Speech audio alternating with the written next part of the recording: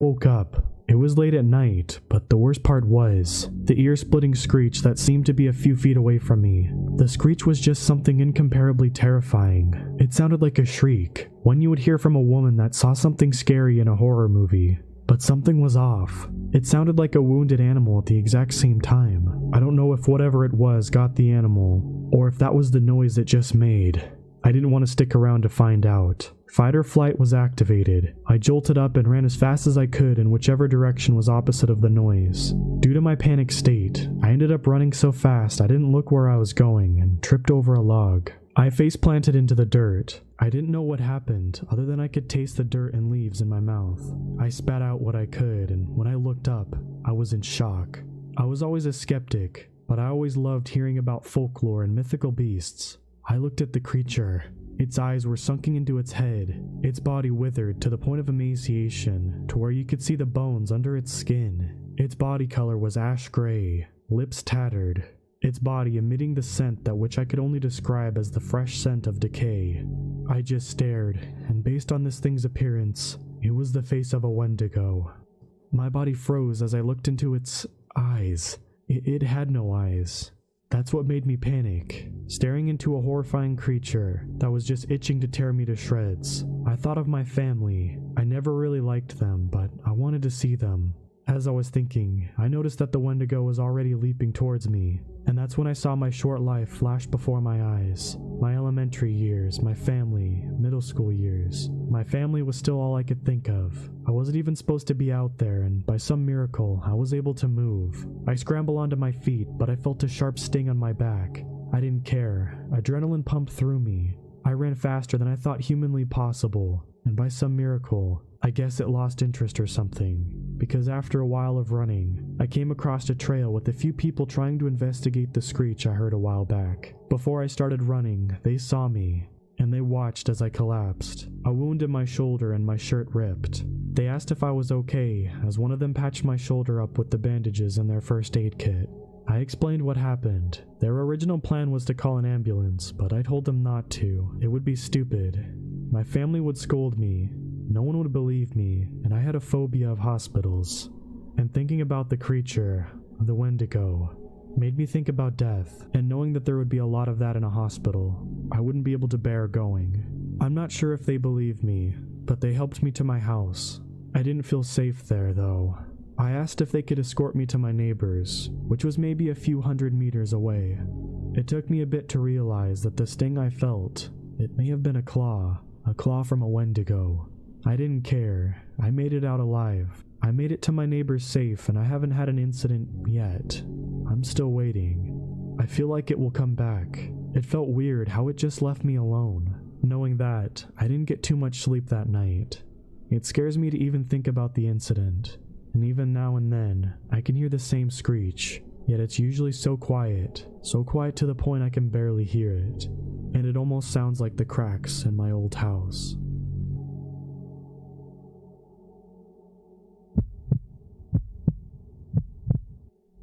For as long as I can remember, my family has owned this little cabin in northern Michigan. Originally, it served as a hunting lodge for my grandfather and his friends, but when he passed away, my father inherited it.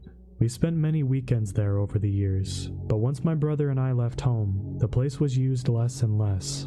Eventually, my parents began renting it out to people looking for a quiet place to stay in the woods, an Airbnb type of deal. The cabin sits on 20 acres of land, deep in the woods. The closest neighbors are a half a mile away, and the nearest town is 20 miles away. Perfect for those looking to get away from it all. They've been renting this place out for years with no problems at all, until last winter, that is. Last December, a couple requested to book the cabin for a week. My dad doesn't like to rent the place out in the winter, mostly because it's heated by a wood-burning stove that requires a ton of wood to be chopped in preparation. And also, he has to pay someone to come and plow all of the snow, so it can be pricey. The couple, a wealthy doctor and his wife, said that they'd pay triple if they had to. All of the other places they had tried were booked through the holidays, and it was the week of their anniversary. My dad reluctantly agreed, and made the necessary calls to get the place opened up. He called me on December 20th and asked if I could drive up to the cabin. It was only about 45 minutes from where I was staying at the time, and meet with the couple, let them in, show them around, etc. He had come down with the flu and couldn't make it, so I said I would. As I drove down to the cabin's long drive the next afternoon, a winter storm advisory was going on the radio. Roads were clear for now, but there would be 24 to 30 inches of snow by the next afternoon. A record-breaking snowstorm for the area, according to a meteorologist. I felt a little uneasy, and I decided to give the couple the opportunity to back out with a full refund if they wanted. With the storm coming, I didn't think it would be wise for them to stay stranded up there alone, especially since cell phone signal in those parts is for the most part non-existent, and plows can take a few days to get the roads back. When I reached the cabin, I saw a shiny black Mustang parked out front and felt a sense of dread that I could hardly describe or make sense of. I had the sudden urge to tell these people that the deal was off and that they needed to go somewhere, anywhere else. Instead, I parked my car, got out, and walked over to greet them. I could tell that they weren't from this area as soon as I saw them. The man was wearing an expensive-looking suit, and the woman had on a fur coat and designer heels. Not exactly proper winter gear for the climate. "Hi, Claire Lane? My dad is the one who owns this place. I believe you spoke to him?" I said as I stuck my hand out to shake the man's and then the woman's. "Yes," the man said, looking over me. "We really appreciate him agreeing to let us stay in such short notice." He paused. "Of course, I'll make it worth his while." As the man whom I came to know as Dr. Grant Oswald and I went over the details of their stay, Mrs. Oswald came up the porch steps and walked over to the window, peering inside. "This place is perfect, Grant," she called over happily. "It's even better than the pictures."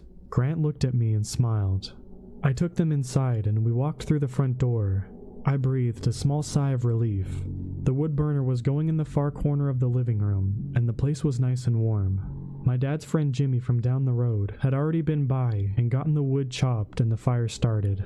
That was one less thing for me to worry about. I showed them around, gave them a little history on the place. They seemed like nice enough people, but I still had that nagging feeling telling me that they shouldn't be there. Before I left, I gave them their out. "Look, I don't know if you guys know this or not, but there's a storm coming. It's expected to drop a couple feet of snow, and you're a long way from any kind of help if something were to happen. If the weather is bad enough, it might be a while for anyone to come and plow you out. I'm not sure if it's a good idea for you to stay here given the circumstances." I stared at them carefully as I said this, and saw what looked like an expression of fear or concern flash across Mrs. Oswald's face. "We'll be fine," Grant assured me with a good-natured grin. "We've brought enough food and supplies to last a week, and it looks like there's enough wood out there to heat this place for a whole month, if need be." "Okay, but if you find yourselves needing anything, there's an old CB radio in the back bedroom upstairs. Most of the old-timers around here have them. You might be able to reach somebody that way." "We do have our cell phones," Miss Oswald laughed. "They won't do you much good up here," I told her. At this, they both pulled out their phones and looked at them. No bars. As I left there that day, that gut feeling refused to subside, but I convinced myself that I was just being paranoid, and I continued on home. Part 2. It had been 5 days since the Oswalds had checked into their cabin, and every night since, I had been plagued with strange nightmares. It was the same one every time. It started with me driving down the long driveway to the cabin. I'd get out of my truck, and that's when I'd see paw prints. Thousands of huge, nasty paw prints all around the property, leading up to the porch steps to the cabin's wide open door. The door would then slam shut, and I would wake up drenched in a cold sweat, unable to shake that dreadful feeling. I decided that enough was enough. I would drive to the cabin that day and check on the Oswalds. Prove to myself that this whole thing was just some weird reaction to the stress I had been under lately, with school and my new job. The ride up wasn't bad. The storm had dropped a solid 22 inches, but the plows had been out full force for the last 2 days, so the main roads were mostly clear. I called Jimmy and asked if the back roads had been cleared. He said they had. So far, so good. I told him about the plans of me going to check on the Oswalds, but left out the parts about the nightmares and the strange intuitions. I didn't want to make myself look crazy if this turned out to be nothing. He said that I was more than welcome to stop by and have dinner with him and his wife, Maureen, when I was finished, and I said that I would. It was nearly 5 p.m. when I arrived at the cabin. The first thing that I noticed was that, despite the fact that the sun had nearly set, All of the lights were off inside. I put my truck in four-wheel drive and pulled up next to the black Mustang, which was now partially buried in the snowdrift. As I approached it, I noticed a second odd thing. The driver's side door was wide open, but when I looked inside, I saw the keys were dangling from the ignition. There was snow inside, piled on the seat and the floor, so I knew it had been there like that for a while. As I walked around toward the porch, I saw the paw prints. My body ran cold. I stood there for a minute, just listening, but there was only silence. I walked up the porch steps. The snow was knee-deep, and I could feel it soaking through my jeans. I could see the door was slightly ajar, so I quickly shoved it open with my foot and went inside. The house was ice cold. The wood burner held nothing but old ashes, and I knew that the fire had been out for at least a day or two. "Dr. Oswald?" I called out. "Mrs. Oswald? Is anyone here?" Silence. I went to the hall closet, where my parents kept all of our old yard games and sports equipment, and grabbed the baseball bat that had once belonged to my brother. I didn't know what, if anything, I might encounter, but there was a huge part of me that had to get to the bottom of it. I turned on the living room light and looked around. The first thing that I saw was a large, overstuffed sofa where my brother and I had spent our rainy days watching movies, had been completely torn to shreds. Stuffing, bits of fabric and splinters from its wooden frame were scattered around the room. I treaded quietly into the kitchen and noticed it had been trashed too. The dining table was on its side, and there was what looked like teeth marks on the legs. The chairs had been torn to pieces, and the refrigerator was wide open. Half-eaten food and empty wrappers surrounding it. This was really, really bad. I knew at this point that I had two choices. I could go upstairs and check the bedrooms, or I could run outside, jump in my truck, and get the hell out of there and let the police handle the rest. For whatever reason, I felt this overwhelming urge to go upstairs, so that's what I did. When I got on top of the stairs, I caught a whiff of something rancid and instantly recognized it as the unforgettable smell of decay. I peered into the first bedroom and saw nothing out of the ordinary. When I looked into the second bedroom was when I saw it. A leg. It was on the floor beside the bed. It was completely stripped of muscle except the foot, which was somehow intact.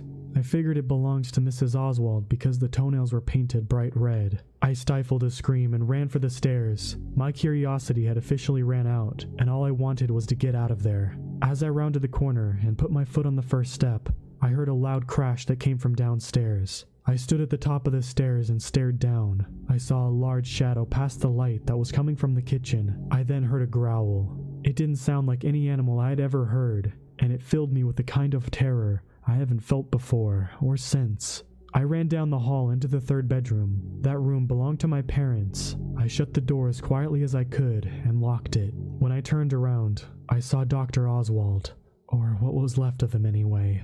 There was a ribcage laying on the bed that had been picked clean, and the rest of him was on the floor about 2 feet from where I was standing. His eyes were wide open and his mouth seemed to be frozen into a permanent scream. The walls and the carpet were covered in a dried red substance. I held my hands over my mouth to keep myself from screaming, but tears began to run down my face. I heard footsteps coming up the stairs. Slow, heavy footsteps. My heart felt like it was going to explode. I could hear the thing rummaging around the other rooms, and I knew it wouldn't be long before it made its way to the one that I was in. I laid on the floor and looked under the door. I saw a shadow of 2 feet walk by, and then come back and stop in front of the door. God help me. Whatever was on the other side of the door started sniffling, like a dog does when it's caught an interesting scent. I gripped the baseball bat in both hands, but now doubted it would do me any good. I had a moment of clarity and remembered the CB radio. It was on the floor behind me. It looked as if Dr. Oswald had tried to use it. I clicked on it and grabbed the microphone. "Hello? I don't know if anyone is listening right now, but I need help," I pleaded, just above a whisper. There was no response. "Please, if anyone can hear me, I'm at the Lane cabin on mile 7. Something terrible has happened. I need help sent right away." I shrieked into the mic desperately. There was no doubt that the thing outside had heard me. It began clawing at the door frantically, and I could hear splinters of wood hitting the floor outside. I knew it wouldn't be long before that thing broke through. I finally heard a voice come through on the CB, but there was too much static for me to understand what they were saying. I wasn't sure if they had even heard my message, and I was running out of time. The door was only seconds away from losing its battle, so I ran over to the window, opened it quietly. I climbed out onto the roof and looked over the edge. It was maybe a 15-foot drop, but I thought I might be okay if I managed to land in one of the snowdrifts. Just then, I heard the bedroom door inside break open. I looked back and saw the creature was standing in the window looking at me. I instantly knew what it was now. There was no confusion. It stood there for a moment, regarding me. There wasn't a cloud in the sky, and the moon was illuminating the creature like a spotlight. I could see that its thick, black fur was matted. Its eyes were reflecting the light in such a way that they looked like two glowing orbs. It bared its teeth and growled, saliva dripping from its treacherous jaws. I hesitated for a second and then jumped as the creature broke through the window and climbed onto the roof after me. I hit the ground hard and struggled to my feet. I heard the creature jump down after me a moment later. I was feeling its hot breath on the back of my neck. It grabbed the back of my coat and yanked me towards it. My feet left the ground and I knew it was all over for me. Then I heard a shot. The creature let out a yelp and fell to the ground, bringing me down with it. It clumsily raced to its feet and ran into the woods. The person who had fired the first shot fired two more after it, but they both missed.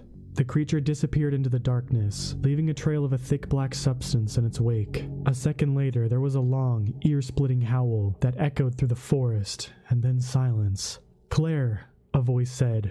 "Are you all right?" It was Jimmy. "It's real," I said quietly, feeling almost a state of shock. "It's really real." "Sure it is," he said. "Now let's get the hell out of here before it decides to come back. I wounded it, but they heal fast. This is the last night of the full moon. Once morning hits, it will return to whatever the hell it came from, at least for a while." I thought it was a dumb campfire story that old-timers told us to scare the kids. "All stories start from a bit of truth," he said gently. He offered me his hand and helped me up off the ground. "Come on, you can ride with me back to my place and stay with Maureen and I for the night. We'll be safe there." "But the people who were staying there, I began to sob. "I'll call it down to the station in the morning. I don't want anyone else coming here right now, not until morning." I stared out the window as we drove. Neither of us said a word. The nursery rhyme from my childhood played in my head again and again, threatening to drive me mad. "Every 7 years in the full moon's light, there comes a dog who walks upright. Unlucky souls who cross its trail never live to tell the tale." Part 3. The police listed the cause of death for the Oswalds as an animal attack, and I guess they weren't entirely wrong. Jimmy and I didn't bother correcting them. Sheriff McCoy knew the truth as well as we did. The deep woods hold secrets only the locals understand.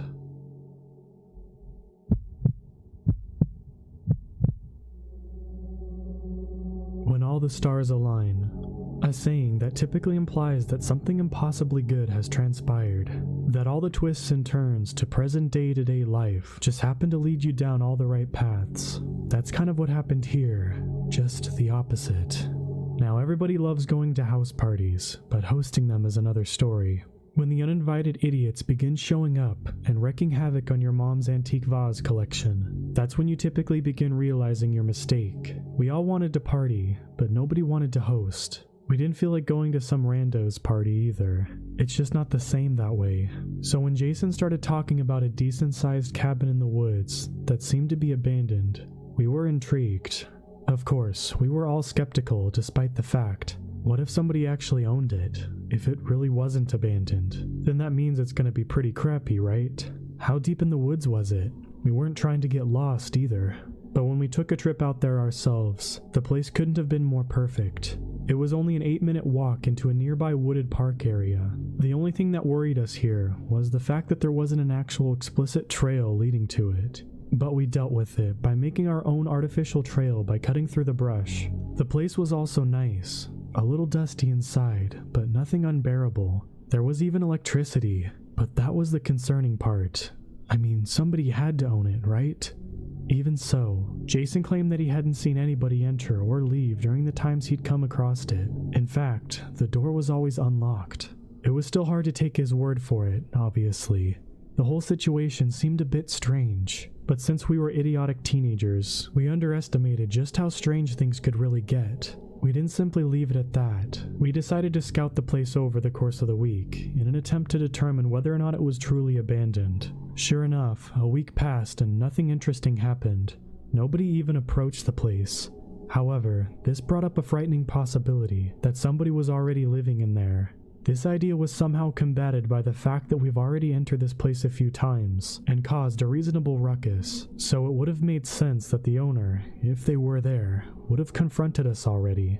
In any case, it was still cause for concern. We argued about how to deal with this, eventually deciding that somebody simply had to go in and do a sweep of all the rooms.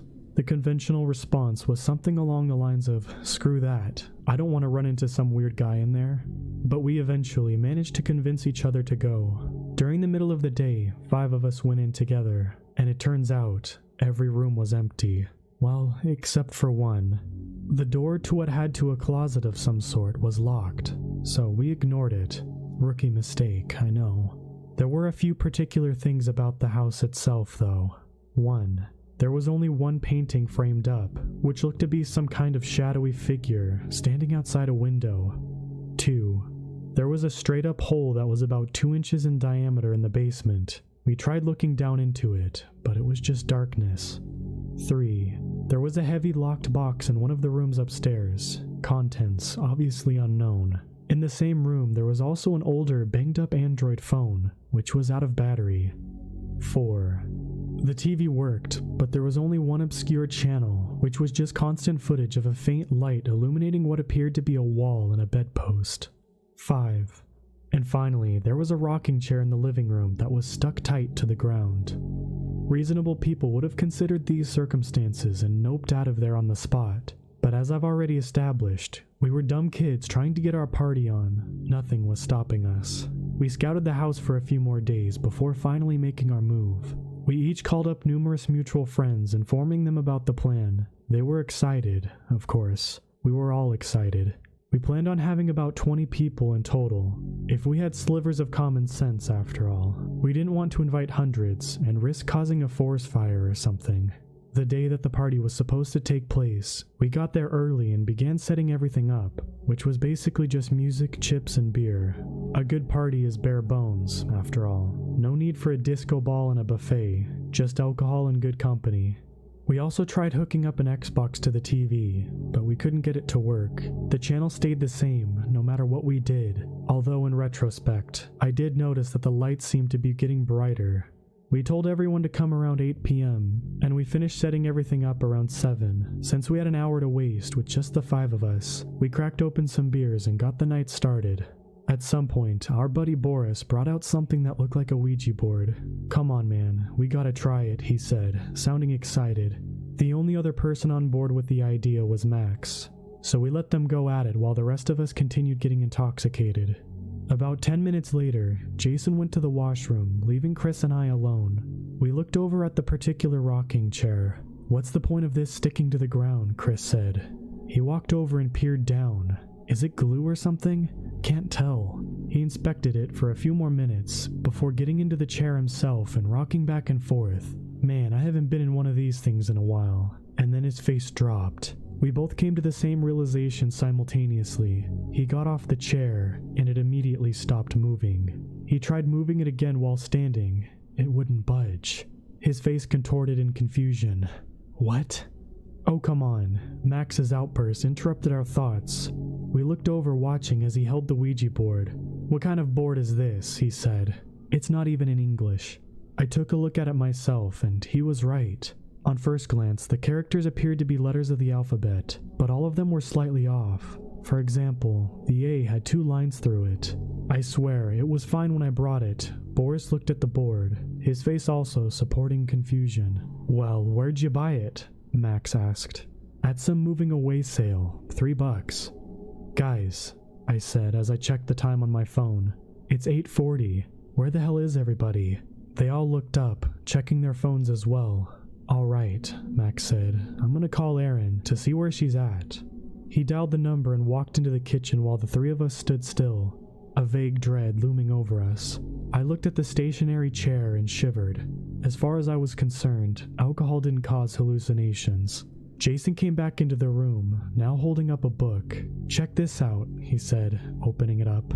It looked comparable to a children's pop-up book, with crudely drawn animals and trees materializing themselves on top of the pages. "What about it?" Chris asked. "Look," Jason said, pointing at the space between 2 trees. I squinted to make out what appeared to be a large, gray hand coming out of the dark woods, grabbing onto the branch. "Dude, what the hell?" Chris said, staring at the bizarre detail. "Alright, this doesn't make any sense." Max stormed back into the room. Erin said that she arrived 20 minutes ago, and then she let out a weird laugh and hung up. Before we could even react to that, Boris spoke up. Guys," he said in a shaky voice. "I can't move my hand." His hand was firmly planted on the board. "Quit messing around," Max said, somewhat angrily. "I'm serious, man," Boris responded, his voice increasingly frantic. "I can't deal with this right now," Chris said, pacing back in the room. I was feeling something similar. There were too many things happening simultaneously, too many storylines to follow. It was frustrating, and as if things couldn't get any worse, I glanced over at the television, which had been on the entire time. The light had illuminated further, revealing the source of it to be a candle, but it revealed something else as well. A hand dangling over a bed, but it was interrupted again by Boris. He was still screaming about the board. We looked over, watching as his finger moved over across the letters. "What?" Max shouted, slapping the board out of his hands, or at least that's what he tried to do. Just like the chair on the floor, Boris's hand was actually stuck. Max staggered back, shocked at the sight. "This can't be happening," he muttered. His phone suddenly rang, and he quickly answered it. "Hello?" A faint chattering could be heard on the other line. As he listened, his face grew paler and paler. He put the phone down, and a few seconds later, it was Erin. She said that everyone's in the attic, that we should join them up there. "Does this place even have an attic?" Chris shouted. Boris breathed a sigh of relief as he finally managed to unstick his hand from the board. That was weird. It spelt out a message, right? "What was it?" I asked him. "Yeah, I wasn't paying attention. Too busy freaking out," he responded. "This is pretty weird," Jason muttered, his eyes still glued on the pop-up book. Maybe these were just side effects of some bad alcohol, I thought to myself, despite the fact that I felt effectively sober. In hindsight, that was simply a delusion spurred on by the chain of unexplainable events. "Where did Max go?" Boris spoke up. We looked around, and sure enough, he was absent. For a while, nobody spoke. We were nearing our tipping point with all the madness going on, after all. "All right," Chris said. "You've heard the stories, right? Carbon monoxide makes you loopy. You see things that aren't really happening. If that's the case, then we need to get out of here." "What?" I responded. "How does that explain?" But before I finished my sentence, he hightailed it past me, right into the front door. I went after, screaming at him to get back. He ran all the way to the edge of the trees before stopping. "Look, man, if it was gas, I think we would be gone by now." I called after him, but then something caught my eye, something between the trees. A large gray hand coming out from the dark woods. I raised my voice, ready to yell at him to get back, but he was snatched away before I could even mutter a word. "Oh crap," I yelled out, before bolting back inside, locking the door behind me. But truth be told, I wasn't so confident about our safety inside the house either. "What the hell's he doing?" Boris asked. I didn't bother responding. Instead, I sat down, attempting to make sense of any of this, but I couldn't. Everything was messed up. "Wait," Jason said. "You hear that?" Everybody went quiet, trying to discern what he was referring to. Eventually, it became obvious. There was some kind of mumbling coming from down in the basement. "That must be Max," Jason said. That seemed like an obvious explanation, but with everything that was going on, I had to be skeptical. Eventually, 3 of us decided to head down, just to confirm.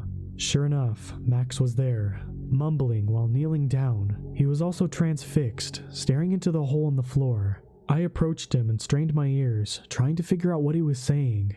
Yeah, okay, I'll get him. I will. They're right behind me. I'll do it now." Oh crap, I thought to myself. Out of all of us that could have gotten possessed, it had to be the guy who practiced kickboxing.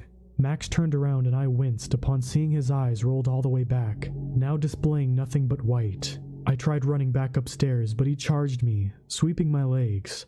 "What the hell are you doing?" Boris yelled at him, but his words didn't register. Max rushed at him as well, before delivering a devastating kick to the ribs. "Oh crap," Jason stammered out as he squared himself up. That turned out to be a bad move, as he was dropped in a single punch. I look over at the hole, which now had an eyeball stalk coming out of it.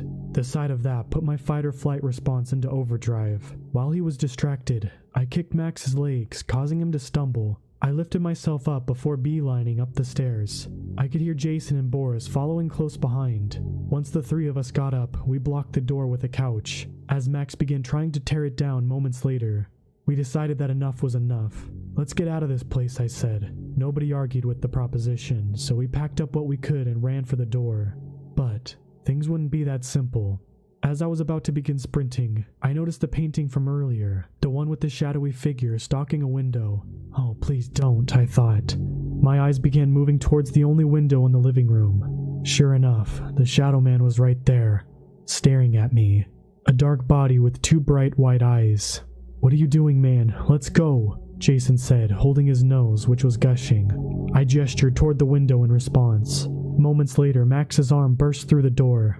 "Well, I'll take my chances anyway," Boris said, pushing past me, heading right out the door. About a second and a half later, he let out a curdling scream that abruptly cut short. A deep chuckling followed. I bounded over to the door and locked it again, only to turn back to see Max's head bursting through the door, like Jack Torrance from The Shining. He said something along the lines of, "There will be nothing when the old ones descend upon this cursed earth." However, since it was Max, I found it hard to take seriously. In any case, Jason and I realized that we were pretty much screwed if we didn't act fast. We both tried weighing our options. While Max was slowly breaking through, it still looked like he had a while to go before he was out completely. Max had left his phone, and it was being bombarded from texts from Aaron, most of them saying something along the lines of, "If you don't come to us, then we'll come to you." For that reason, we were hesitant about escaping upstairs, but that hesitation changed once Jason pointed out something horrifying. "Dude, the door's open." The door that he was referring to was the one that had been locked the first few times we tried opening it. I also noticed what was now the TV. It was us, Jason and I, both looking scared, seemingly being filmed behind a door that had been cracked open just slightly. We looked back towards the door in question, seeing a hand wrapped in barbed wire now, slithering its way out. In the meantime, Max's full upper body was through. We didn't want to go upstairs, but that choice evidently wasn't up to us. We sprinted towards and up the stairs, locking and pushing a bed up against the door. Our logic operated off of the idea that if the couch couldn't hold Max back, then a bed would, right? Luckily for us, there wasn't some additional demon waiting for us. However, we did happen to be in the room that contained the phone in the locked box, and that's where we've been ever since. I think we got a bit lucky though. It sounded like Max and whatever had been hiding in the locked room came out at the same time and became preoccupied with each other. I called the cops just before getting out my phone and typing this out. It's been quiet for a while now, but there's no way in hell that I'm going downstairs. Doesn't look like Jason wants to either. Looks like we'll just stay here, for now. Update. The shadow figure is now outside our window, and we could hear stomping and laughing coming from the floor above us, even though I'm pretty sure that there is no floor above us. This is going to be a long night.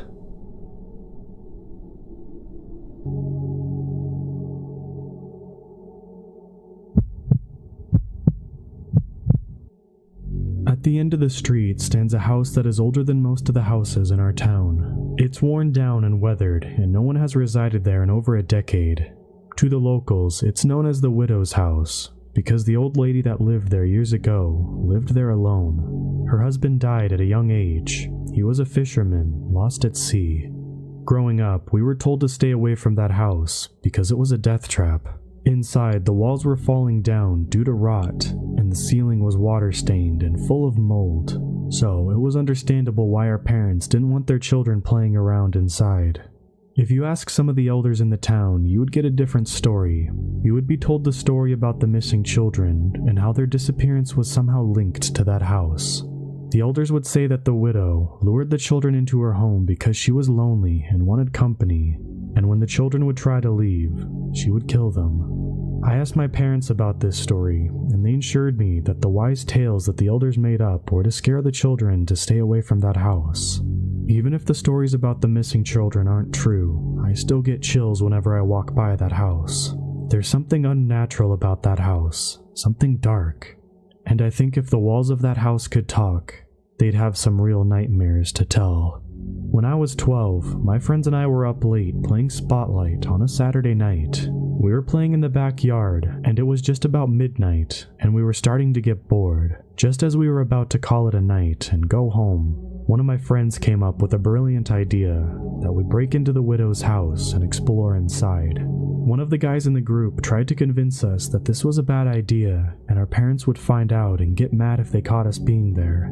Being young and stupid though, we chose to go against our better judgment. We walked up the street, and as we got closer, the moon was illuminating down perfectly on the house. From a distance, you could easily distinguish the worn-down place, and there was no denying that it was abandoned. As we got closer, I started to feel this uneasy feeling go down my spine. I was convinced that the rest of the group did too, but we were all too afraid to admit it because we didn't want to risk being made fun of. We were now standing in front of the house, waiting for one of us to work up enough courage to open the garden gate. The gate was once iron, but you wouldn't be able to tell now with all of the rust and corrosion. I put one hand forward to try to seem brave enough to impress my friends. I slowly pushed the gate open with my left hand, and as I did, the gate let out a creaking noise that made us all jump. We all looked at each other and burst out into laughter. I have to admit, that very moment I was petrified with fear, but I couldn't let it show. Maybe it was because it was the dead of night, but then again, the place scared the crap out of me in broad daylight too. We started to walk into the front garden, huddled close to one another. We were now at the front door, and all I could think about was the stories that the elders used to tell us. The door was stiff and hard to open. The hinges were old and needed to be oiled, but we managed to push it open far enough for all of us to squeeze in through and into the entrance. We were standing now inside the house foyer for the first time. Once inside, I thought to myself it wasn't as bad as I imagined, and that it was like any other house, minus the rotten walls and damp smell. One of my friends turned on the flashlight that we had been previously using for our game of Spotlight. With the push of a button, the room was now full of light. We started to explore the house, and we noticed everything was left in place.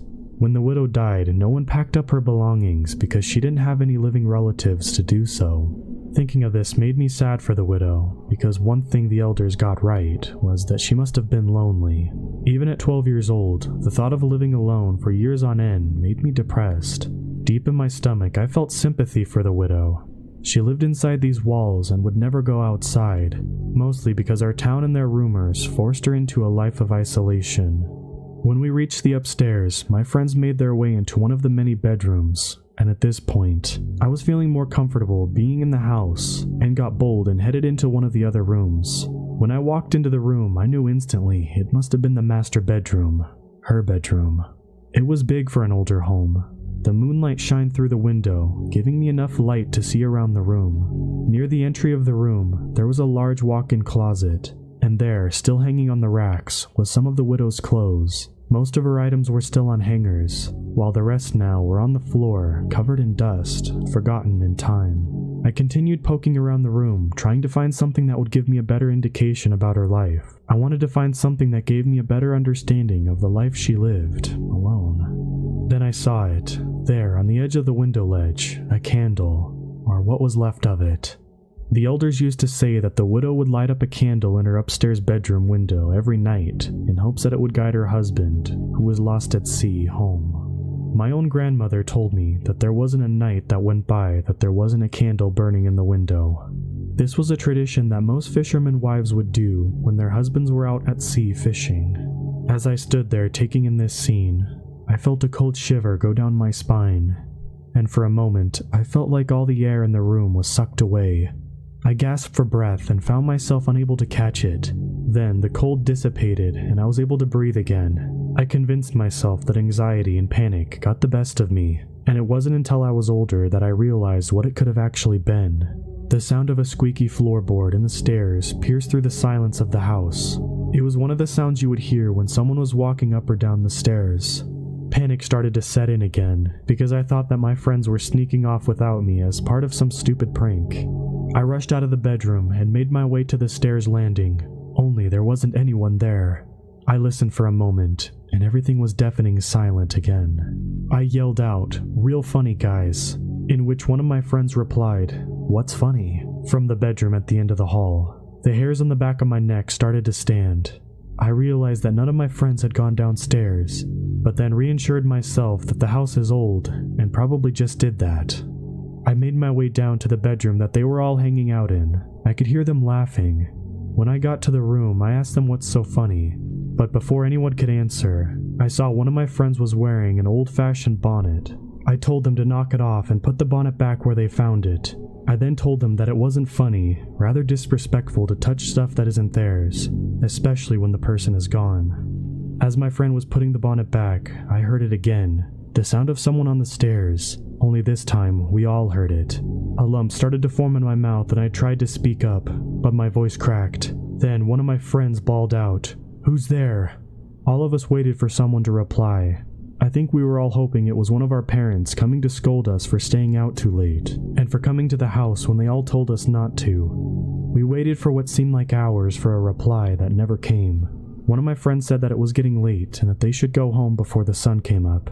We all nodded in agreement and started to walk towards the stairs, although it was a little faster than a walk. As we got to the stairs, we all froze in place. The door at the opposite end of the hallway started to slowly creak open. None of us wanted to hang around to see who or what opened the door, so we started to rush down over the stairs. We were all almost at the bottom when there was a crashing noise behind us. When I turned around, one of my friends had fallen through the rotten stairs, half his body still above, the other half in the hole. The group of us rushed to his aid and quickly hauled him out of the hole he had fallen through. We then quickly started running towards the front door. Before we left the house, I took one last look behind me, and I swear I saw her there, standing at the top of the stairs, looking at us. I didn't stop to take a second look. I just squeezed my way through the door and back to the front yard, pushing the door closed as I got out. We started to run away from the house as quickly as possible, but my friend that had fallen through the stairs was limping. Myself and one of my other friends ran back, and between the both of us, we managed to help him move quickly.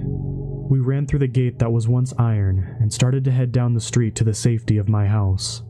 One of my friends stopped and turned around to face the house, and slowly lifted his left hand and extended his index finger to point back toward the widow's house. As he did this, we all saw why, rather what, he was pointing at.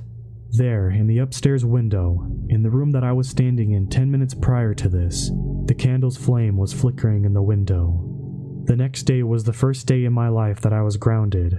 My parents had found out that my friends and I had gone to the house that they told us to stay away from. They wouldn't have found out, only my friend who went through the stairs had to explain to his mother how he broke his ankle.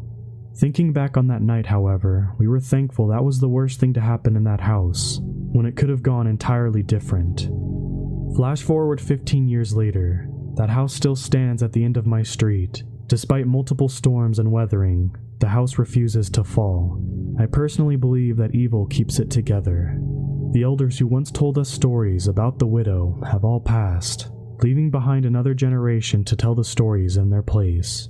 I felt like my parents every time I tell my own kids to stay away from the house, only I don't tell them about the mold and the falling down walls. I'm honest with them, and I tell them about the night I saw the widow.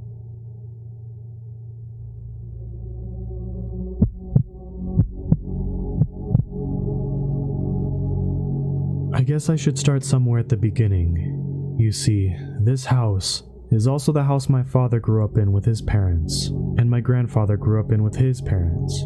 I'm not sure how many generations this house has belonged to my paternal family, but this house is old. It's a 3-story house, stood alone, and across the road from an even older church in a small village about 3 or 4 miles from the nearest big town. I did not grow up in this house. My father despised this place. Out of the very long list of things he detested, this house was up there in the top 5. That's why I'm so surprised he moved into it after he and my mom divorced. He always said that he would rather live on the streets than return there. When both his mother and father died, the house was naturally left to him. The only child of an only child. My dad wasn't just an only child, but a very lonely one. His father was, quite frankly, disinterested in him, and his mother was nothing short of vile to him. So, when they died, and all that was left was the house, I expected my dad to either demolish it or sell it. He said that it would cost too much to renovate the place to make it suitable to live in, and too much to turn into rubble. Now, my dad had a lot of demons trapped in his head. He would drink himself into oblivion, in a vain hope to forget his childhood, to no avail. He was really very sad to witness. He had a good, well-paying job at a manufacturing company as head of the engineering department, and my mom worked out of a doctor's practice, often working nights. They were two passing ships in the night, and unfortunately, it was me that had to take care of Dad when he was too drunk to take care of himself. My mom knew nothing of his drinking problem, and to this day, she still doesn't know the full extent of it all. They divorced when I was 13. I never stayed overnight with my dad. He wouldn't allow it. He would always tell my mom that he would take me out for the day, but he couldn't let me into the house, so naturally, our relationship thinned. By the time I was 23, our relationship consisted of drunken phone calls at ridiculous hours, and me talking him off the edge of whatever rim he was close to throwing himself off of. I'd had enough. I was pregnant with my oldest child, single, in a 2-bedroom house. The last thing I needed was to be a parent to my parent, on top of the tiny human totally dependent on me. So, I told him, everything he put me through, I didn't deserve it. I hated him for it. Hated him more than he hated that house, and to not contact me again unless he got sober. He had progressively gotten worse over the years, you see. He went from a binge drinker to a high-functioning alcoholic to a regular alcoholic, and drinking away his redundancy and life savings. That was the last time I spoke to him. He died a little over 6 months ago by his own hands. I cannot express how awful I feel now. I wish I had reached out to him when my son was born, and again when my daughter was born 3 years later, and the last year when I got married to the love of my life. I wish he could have shared in my happiness and been a grandfather. He was found after one of his many girlfriends couldn't get a response from him. He had only been dead 3 days, and was found, empty whiskey bottles strewn all over the house, stained with vomit, and God knows what else. He had a small funeral with only 3 guests, including the priest. He had his grave next to his parents in the graveyard at the church at the end of the street. The first I knew about it was when I got a phone call from a solicitor. I was the only beneficiary in his will, and I got the house. He had nothing else to leave me. What money he had left paid off his debts and funeral. I really didn't want to move here. It was my husband who convinced me. We were living in my small, 2-bedroom house that I had been living in since I fell pregnant the first time around. We had been saving as hard as possible to buy a house instead of renting, but it was proving to be difficult.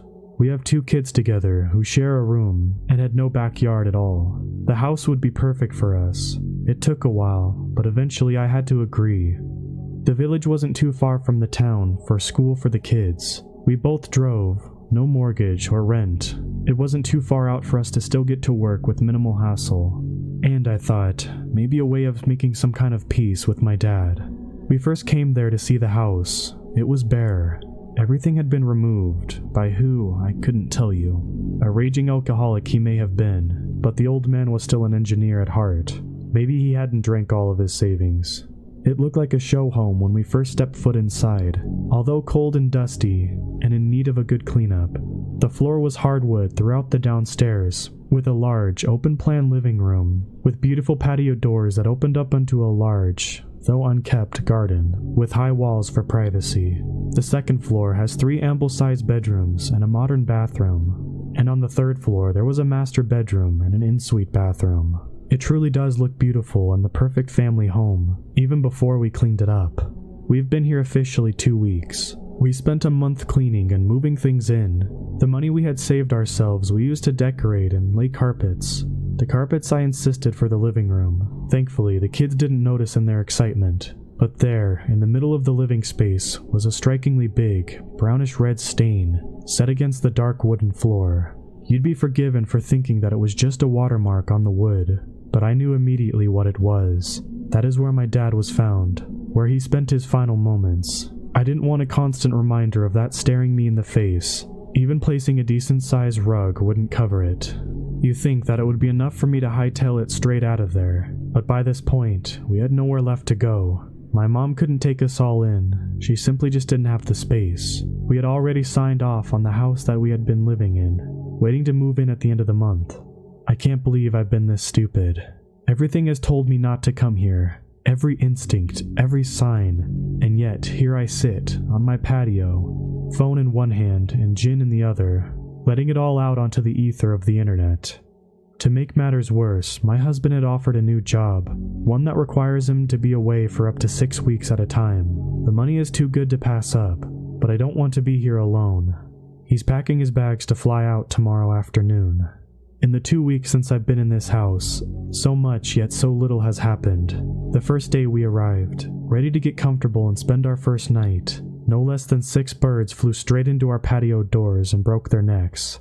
We put it down as us not having anything up in the doors to inform the birds that there was an invisible barrier there. Now I'm taking this as warning sign number 1. The same night, I woke up because a faceless someone was screaming in my ear. I put it down as a nightmare at the time. Now I'm thinking it as warning sign number 2. 3 days passed without much incident. Maybe the odd bump in the night, or the sound of a door creaking shut upstairs, but nothing that couldn't be explained anyway. On day 4, I had a long soak in the bath. I went to put my wedding ring back on afterwards, to find that they weren't where I had left them at the sink. I found them on day 6, under my dresser. Every day something happens. My wedding photo has gone missing. My favorite perfume has vanished too. I constantly feel like I'm being watched. All the time the hairs on the back of my neck tingle and radiate down my back. I keep seeing black shadows in the dark corners of the house. I blink and they're gone. Doors are left open when I know I shut them, and vice versa. Specifically, the built-in wardrobe in our bedroom is always ajar, even when I know as a fact I close it until it clicks, several times every day.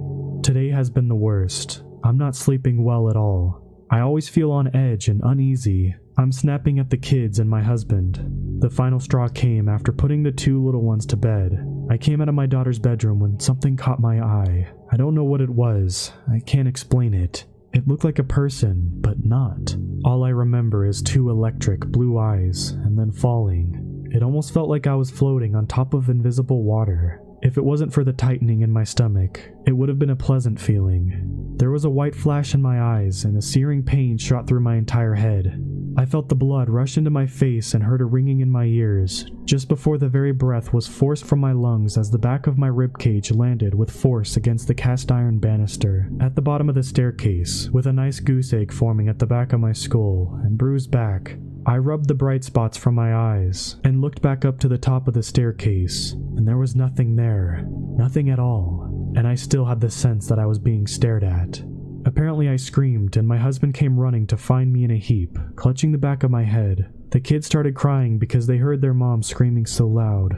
They're asleep now after my reassurance that I'm fine. I haven't told my husband about the eyes. He found a bright red, very unmissable toy car at the bottom of the stairs, and told me to be more careful after handing me a water and some ibuprofen. The toy car was not there. I know it wasn't, but I can't disprove it, can I? And how would I sound to him if I told him everything I've felt and seen? Most, if not all, can be explained by using logic and science. I misplaced my rings. I may not have unpacked the wedding photo. My perfume is probably just hidden amongst our daughter's little treasures. And I tripped over the toy car, obviously. But those eyes that I feel are the eyes that are always watching. I can't get them out of my head. My mom is visiting tomorrow and taking both the children away for holiday, as the school is broken up for Easter break. Then I will be alone. As of 4 p.m. tomorrow, I will be truly alone in this heap of wood and stone and glass. At least I think I'll be alone. No, I will be. I just need to document everything, so I know I can read it back to make sense of it all. What am I gonna do?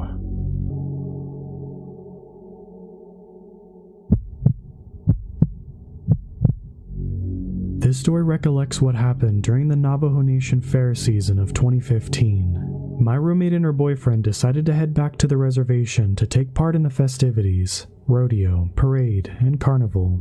My roommate was the offspring of divorced parents and spent her teenage years half on the reservation in Window Rock, Arizona, with her mother, and half with her father in Phoenix.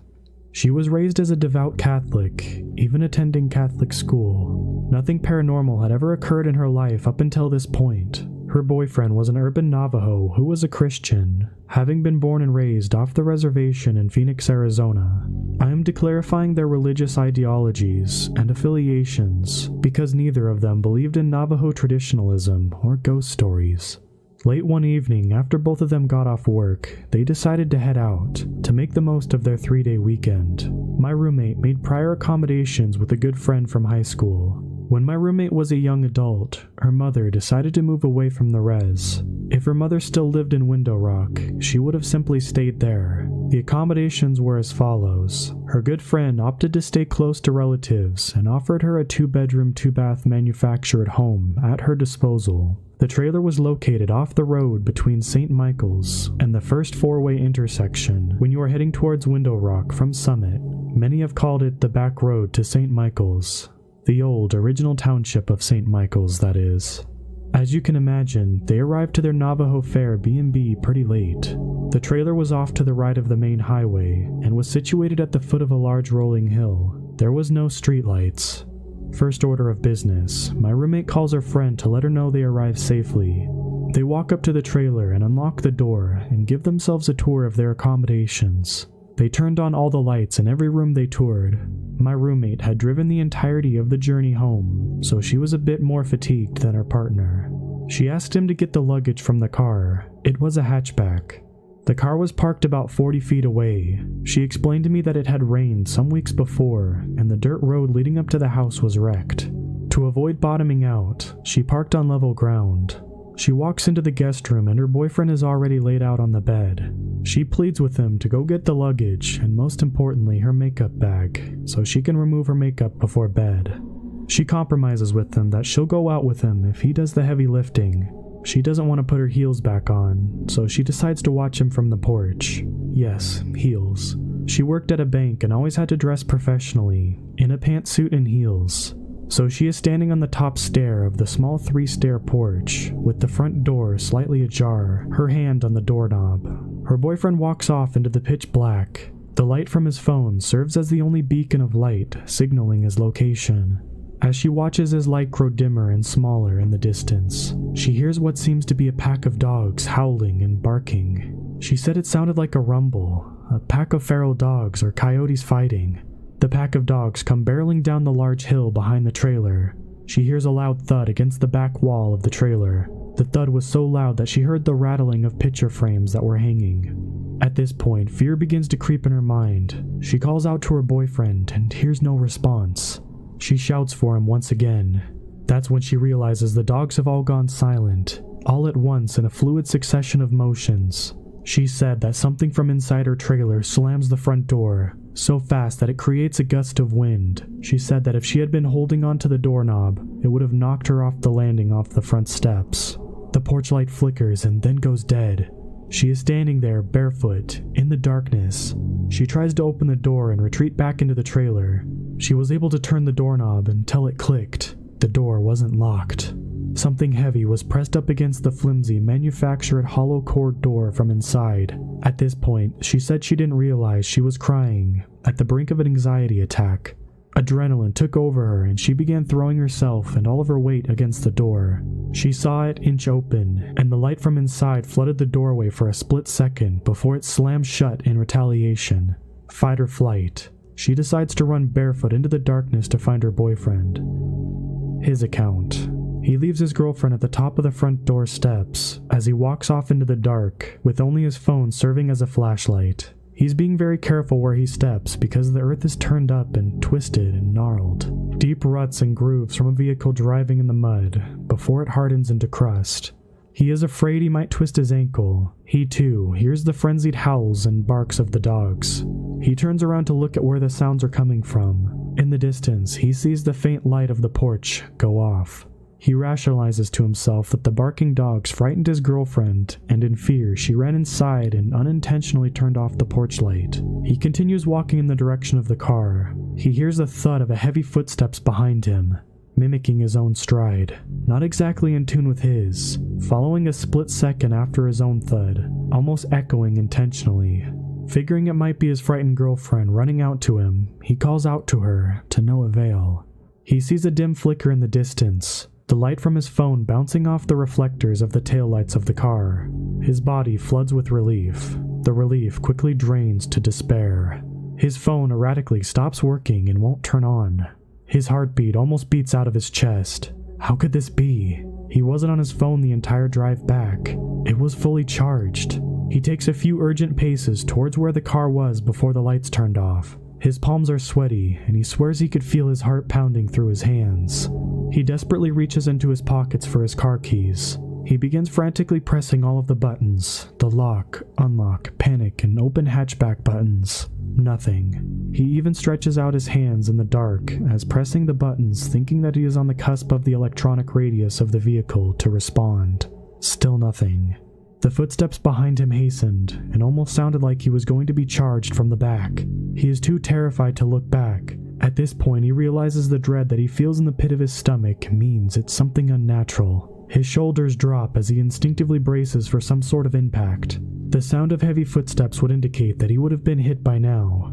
Nothing. The footsteps loudly led directly up to him, to his heels, and nothing. He opens his eyes and hears something like a coin drop and hit the top of his car. He turns around to the patter of bare feet on the dirt road. His girlfriend charges into him, full embrace, hugging him. Mind you, his feet stayed planted. He doesn't take one step forward or back. The car keys are still in his hands. His thumb presses down. A loud click. The familiar sound of the hatchback opening, and the lights from inside the car quickly floods their immediate surroundings. They grab their luggage and a pair of flip-flops from the car and slowly make their way back to the trailer. Oddly, the front porch light was on now. My roommate makes her boyfriend go inside and check all of the rooms before she goes back in. He opens the door with ease. He checks each room meticulously. There is no one inside. All of the windows still locked from the inside. I have never retold this account to anyone, but thought I would finally share it before time and life erases the details from my memory. Once in the safety of their trailer, her boyfriend pulled out his cell phone and turned it on to the exact same battery percentage. They corroborate their experiences to recount what happened to each other. Both of them are dumbfounded at the fact that they were shouting at the top of their lungs for each other at one time or another, but neither of them said they heard the others yelling. Growing up on the res, you hear your fair share of skinwalker and ghost stories, but this was the first time I heard one where the perpetrator manipulated electronics, to a great extent or even at all. It was also the first case where the perpetrator manipulated sound waves. Both of them swore that they were easily in earshot of each other, but weren't allowed to hear each other's cries. There were no structures or trees between them, obstructing the sound waves. He had heard the pack of dogs, but wasn't allowed to hear her screaming out for him. What also spurred me is that this massive amount of questioning from some Reddit users. If they exist, why haven't they been filmed or caught on camera? Skinwalkers are just as modern as you and me. Wicked as much as they may be, they are not stupid to deal with smartphones and technological advances as much as anyone. They walk the world as normal people during the day.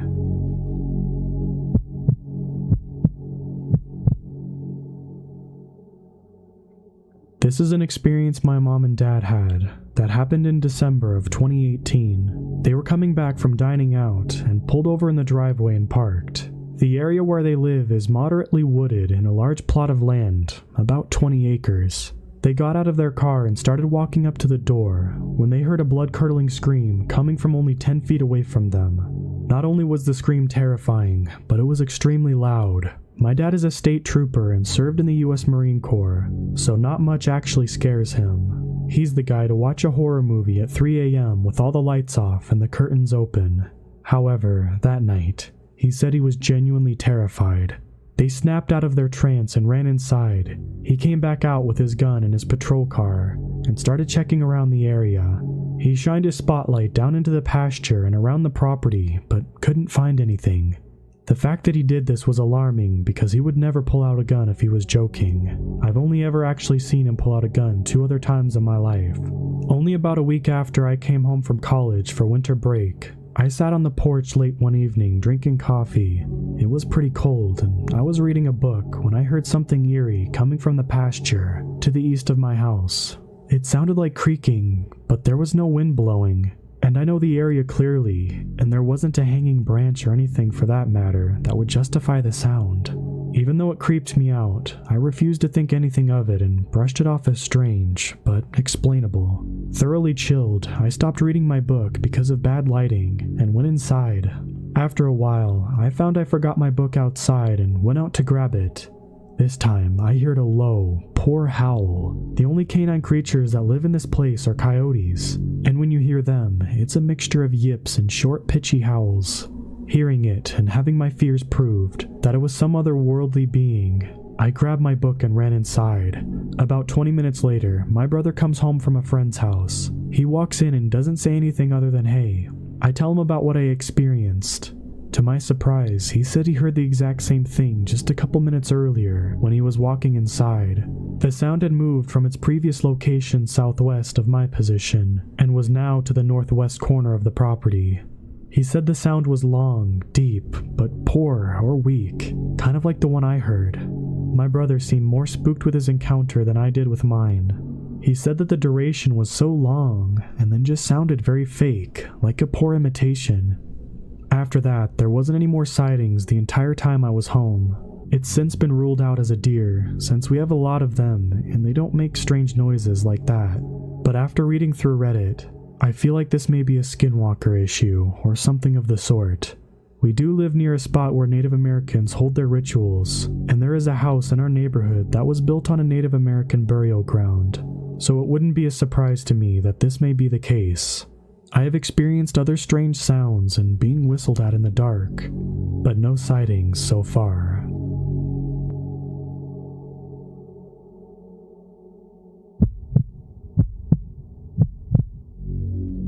Back when I was 15, I picked my younger brother up from elementary school every day, and we would bus home together. We had to transfer 2 times, and this happened at the second transfer. One day, I saw an old Caucasian man get onto the bus after us. He looked around 60 years old with white hair, and he was really big. Since there was no seats available, I stood up to offer my seat for him, and he gave me a smile and thanked me, and I thought nothing of it. After a few minutes, I noticed he was still staring at me with a smile, and at the time, I thought he just appreciated the fact that I gave up the seat for him. After another while, I started to get uncomfortable because I was noticing how intently he was looking at me. Once again, I tried to reason that maybe he had a mental illness, or was just slow because of his age. I took my brother by the hand, and we moved toward the back of the bus. By the time our stop arrived, the bus was pretty empty. My brother and I exited, and we started to walk in the direction of our apartment. It was only a few feet away from the bus stop. I was pretty paranoid from earlier, so I turned around to check if anyone had followed us off the bus. I saw the old man walking in our direction, and I internally panicked. I reasoned with myself that maybe he lived in that area too, and it was just a coincidence that he was walking in this direction, so I kept walking towards the gate of our apartment. My brother and I got to the gate, and I was digging in my backpack for my keys. Suddenly, I felt a tap on my shoulder, and looked up to see the old man smiling at me.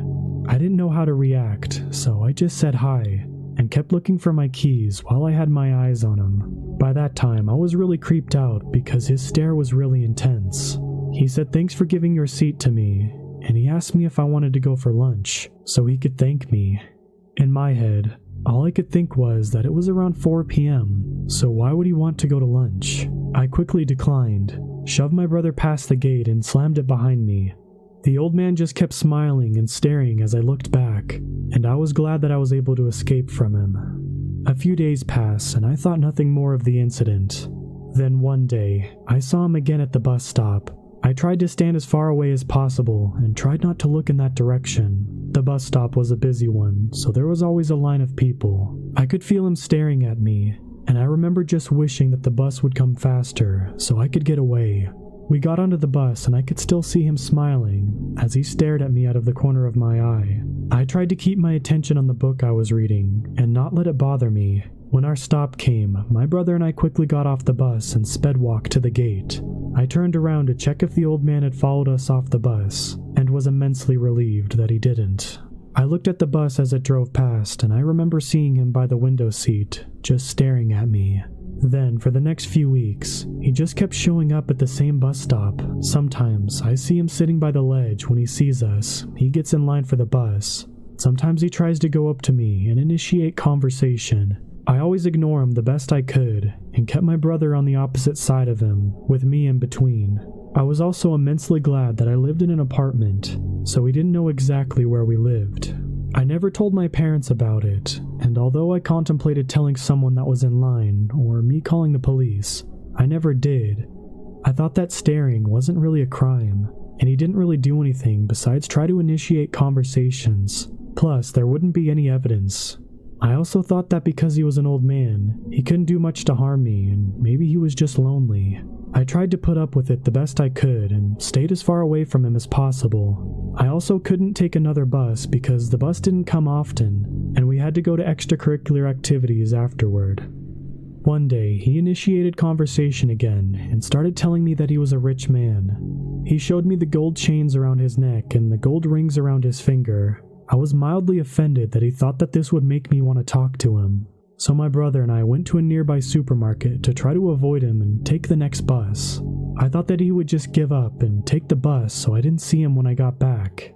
Except he followed us into the supermarket. I walked through a few aisles and tried to lose him. After I couldn't see him anymore, I decided to buy my brother a treat to calm him down. We headed up to the cashier's area and lined up. Then I felt a tap on my shoulder and saw the old man with a $20 bill in his hand. He offered to pay, and I said no thank you. I think he just said okay and just walked out. I didn't see him afterwards at the bus stop, and thought maybe he took the hint that I wasn't interested in doing anything with him. Luckily, this happened a month or two before summer break, so I didn't have to take the bus route anymore. I also didn't have to go to extracurricular activities, so my brother and I took a different bus this time. Fast forward a year, I was walking my brother to summer school every day during the summer. On that route, we walked past a subway stop. One day, we saw the old man at the subway. We quickly walked away, hoping he didn't see us, but he must have saw us, because every day after that, he was sitting outside that subway stop. He didn't try to initiate conversation, but he was always staring intensely at me from afar. I started getting nightmares of him kidnapping me or taking a knife to me and threatening me. After a week or so, my brother and I took a different route to school. I didn't see him again until last year, so around 6 years from the initial time I met him. I saw him at the bus stop on my way to university, and my heart automatically started beating faster, and my hands became clammy. He must have saw me because he smiled and stared at me without blinking again. Luckily, since my classes aren't a set schedule, he wasn't able to lurk at the bus stop again waiting for me. I still see him on rare occasion at the bus stops around where I live, but for the sake of my sanity, old man, let's not meet again.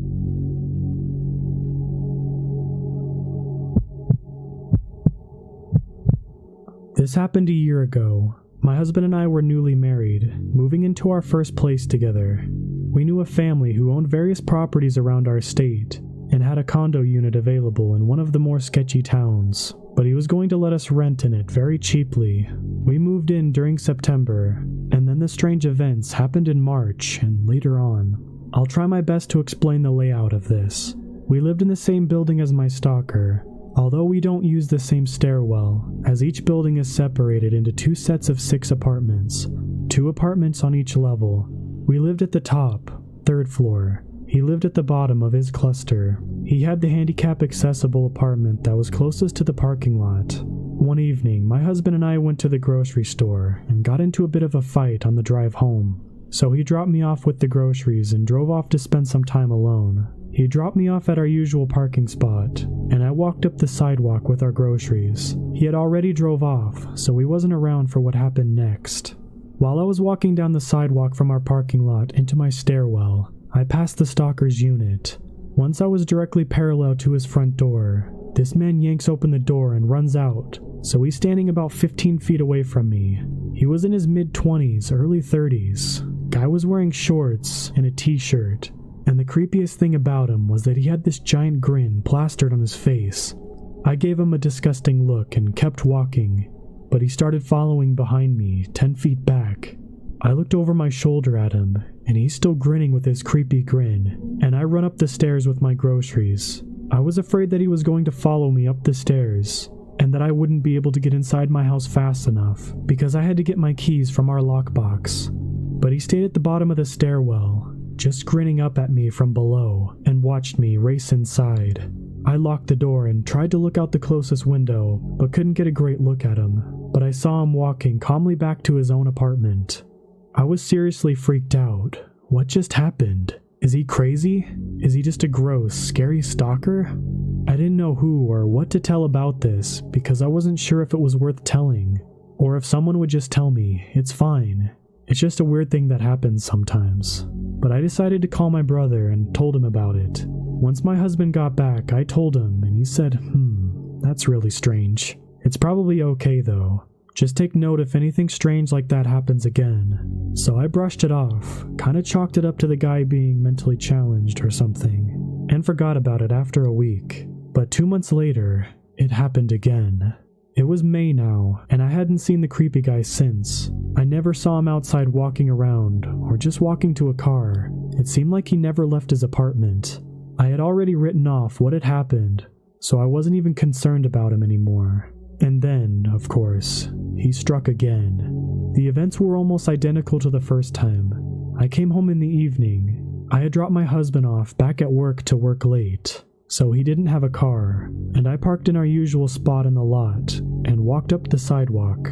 As I passed his door, he runs out again, creepy grin plastered on his face, but this time he's only wearing a towel that's wrapped around his waist.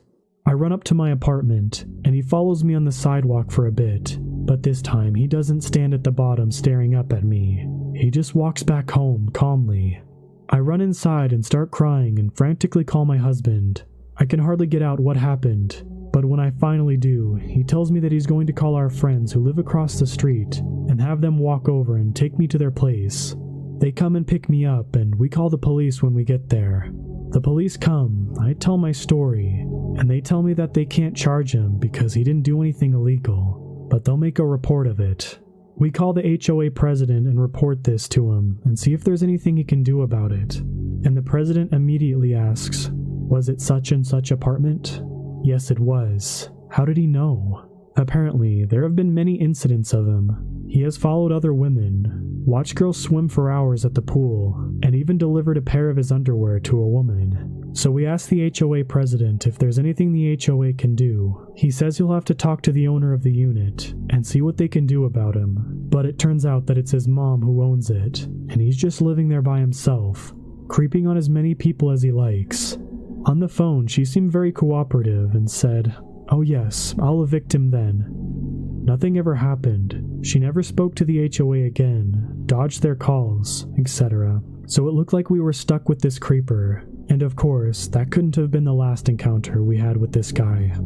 It was mostly small things, like he would stare out his window at me sometimes as I was going out to my car, or other times I was driving through the lot, and there was another time he was out on the lawn, actually in front of his unit, watching girls swim in the pool. It was a Sunday, so my husband and I were going to church, and we passed by him sitting on the lawn, and I didn't realize it was him. I couldn't remember what his face looked like, because he had looked so generic. I'm pretty sure he had changed his hair color, and I didn't know if he was from that unit, or the one above him. A lot of things went through my head that caused me to doubt who this guy really was, so I simply passed him and smiled. Later on, I realized that it was him, and I was so mad that my husband didn't get to punch his lights out. And although all these small things were happening, it wasn't enough to motivate us to move yet, until July. My husband and I had gone camping with our church for a week, and when we got back, we just hang out with some friends and didn't get home until late. We pulled in around 1:30 a.m. My husband and I had to go close our pools. We worked for a pool company and opened and closed pools daily. Just lock the doors and turn off the lights and such. He dropped me off home early to get ready for bed. He watched me go inside to make sure I was okay and then left. He came home an hour later, about 2:30 a.m., and the creepy guy was standing on the sidewalk in front of his usual spot, shirtless. We assumed the stalker was expecting me to be the one driving alone, but upon seeing it was my husband, he booked it back into his apartment. My husband parked as fast as he could and ran after him, but he was already inside. He pounded on the door, yelling at him to come outside, but he wouldn't. My husband came up to our apartment and told me what happened. He grabbed my pepper spray and a heavy object and went back outside to patrol the area because he was so riled up and angry. We ended up moving 2 weeks later, no longer wanting to endure the harassment. Best decision we ever made. So to the creepy guy who stalked me for months, let's not meet again.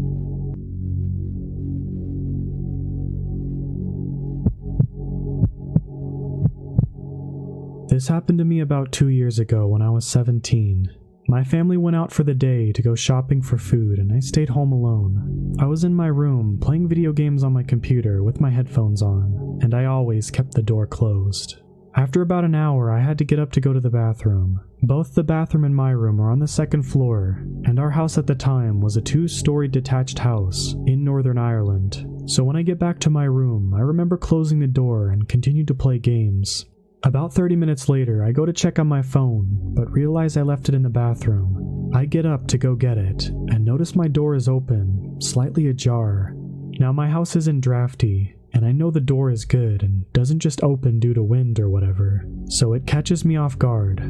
But I reason I probably just didn't close it all the way heading out to get my phone. I came back and continued to play, making sure I closed the door on my way back in. Some time after, I hear my family come back home. I hear them bringing in the first load of shopping into the kitchen and go out to their car to get more. When they come back in, they call my name and I head downstairs. When I came down, I saw the back patio door was lying wide open. They asked me if I was out back at any point while they were away, and I told them I hadn't. We looked outside and saw one of the deck chairs was pulled over the lower part of the fence, facing a small wooded area leading over to another street. Obviously not where it should be. This shocked me. My mind raced with the idea of what was going on. This is my own personal theory. Somebody had managed to get in, most likely through the back door. They had went to see if the house was clear, went upstairs, opened my door, and then saw me. Then they must have decided to wait downstairs for some reason, maybe thinking I would leave, or they could ambush me, but had gotten scared and hid when my family returned, using the fact that they had left the kitchen to go bring in more shopping to slip out as fast as they could, and use the chair to get over the fence. Even with this idea, I don't understand why they would risk coming in, given that it was in the middle of the day. Plus, if they seen that I had headphones on, why not just come up behind me and deal with me then?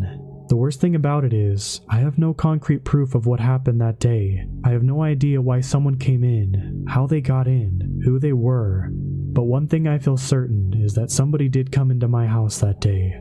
There's more to this story though. A week or so later, it's late at night, around 2 a.m., and I'm in my room playing games. While playing, I end up drifting off to sleep. I am woken by my mom coming in shaking me, asking me if I was outside. I told her no, I've been here all night, I was asleep.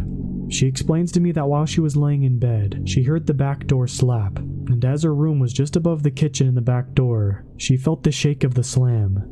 My stepdad was working night shift at the time, so it was only me, my mom, and sister in the house. I go downstairs to check to see if everything's okay. The door's wide open. Our back garden is pitch black, so not knowing if anyone was out there, I closed and locked the door, and looked around the garden from the outside with a flashlight.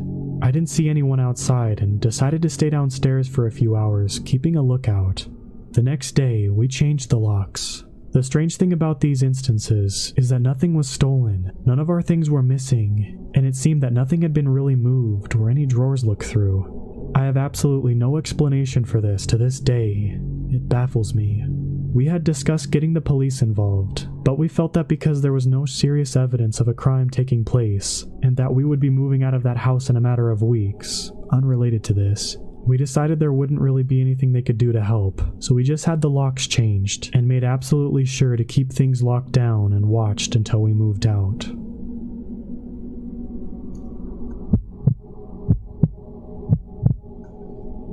A few years ago, my husband and I were remodeling our house.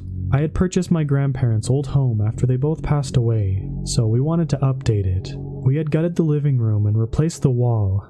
I had been sanding drywall mud off all evening, so after my husband left work, I called it a day. I had all the doors and windows open, letting fresh air in, and drywall mud dust out. It was just me and my son home. I had just gotten out of the shower and heard a knock at the screen door. It scared me. It was 11 at night, and our home was in the country. Our neighbors weren't screaming distance. There was a mobile home park about 1.5 miles down the road, and we never had anyone show up that late. There was a younger girl at the door. She couldn't have been more than 20. She was wearing shorts and a tank top. She asked to use our phone. She said something was trying to kill her. I wouldn't let her in. I asked if she wanted me to call the sheriff. She quickly said no. She just wanted to call someone to get her. I noticed she was holding a cell phone. She told me the battery was dead.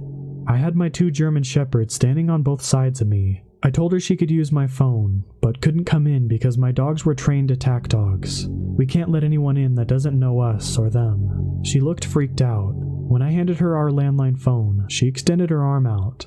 That's when I saw it. She had track marks all up and down her arm. I think she was shooting up meth or something. She called her ride, and not 2 minutes later, I see a car come down the road. He was on a dead-end street. As soon as they left, I closed and locked down everything. I called my husband and the sheriff. I have never had anything like that happen before or since. I think they saw the house. It was isolated and had the exterior decor of what an older person's home would have, and thought it would be an easy target to rob. Thank God I had my dogs, and I'm glad we didn't get to meet what was in the car picking her up.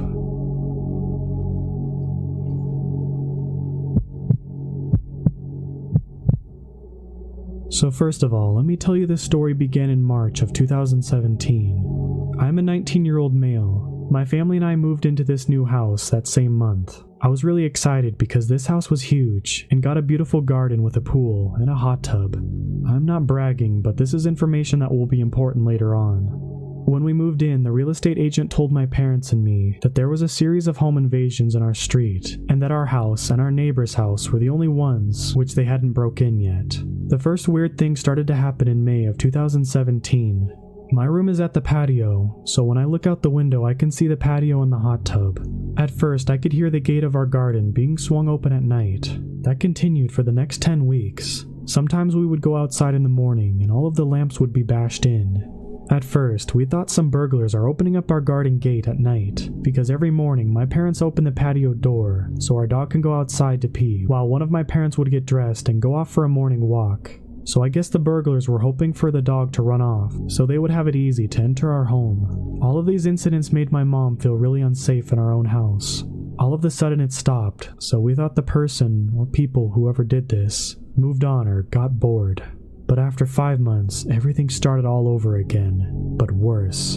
In November, I woke up with footsteps outside my window, so I opened my eyes and wished I wouldn't have done that. What I saw was a 6'3" man standing outside my window watching me while I slept.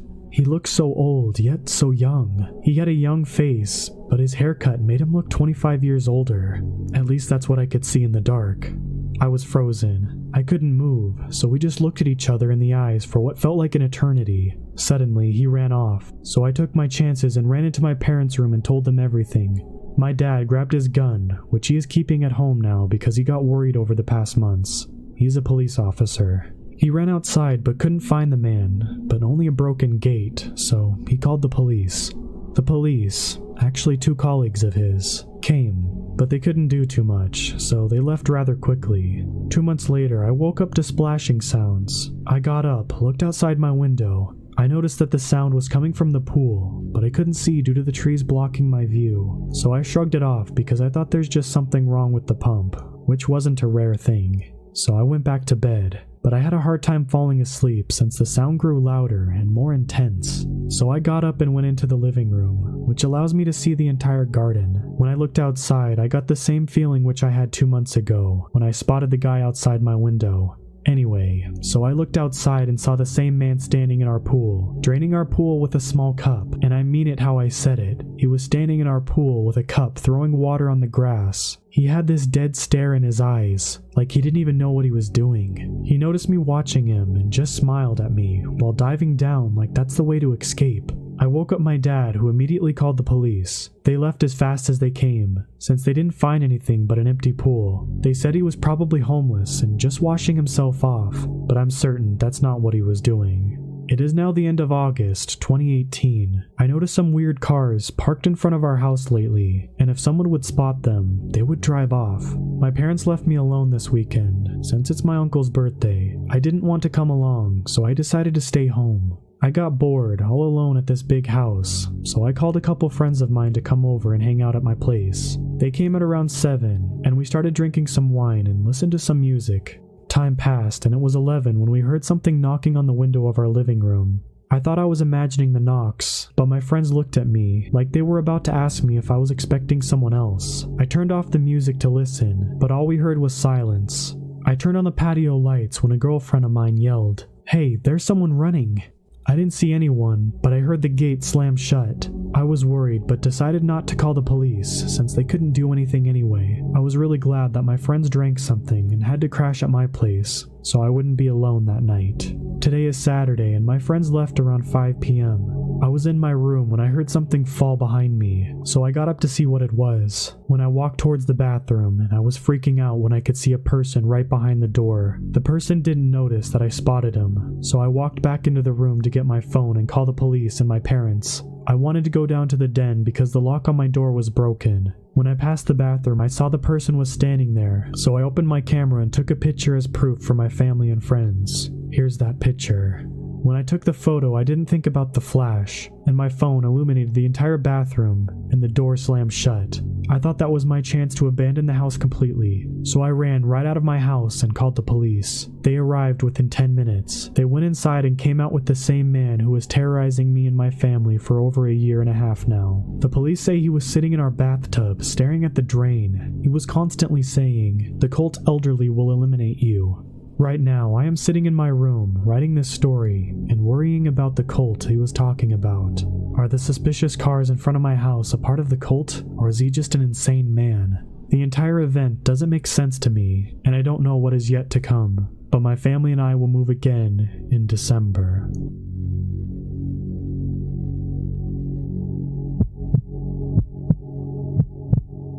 This happened a couple years ago. I don't like to talk about it that much. It just never seemed like a big deal to me as a kid, but the older I get, the more I think about it, and the more it haunts me.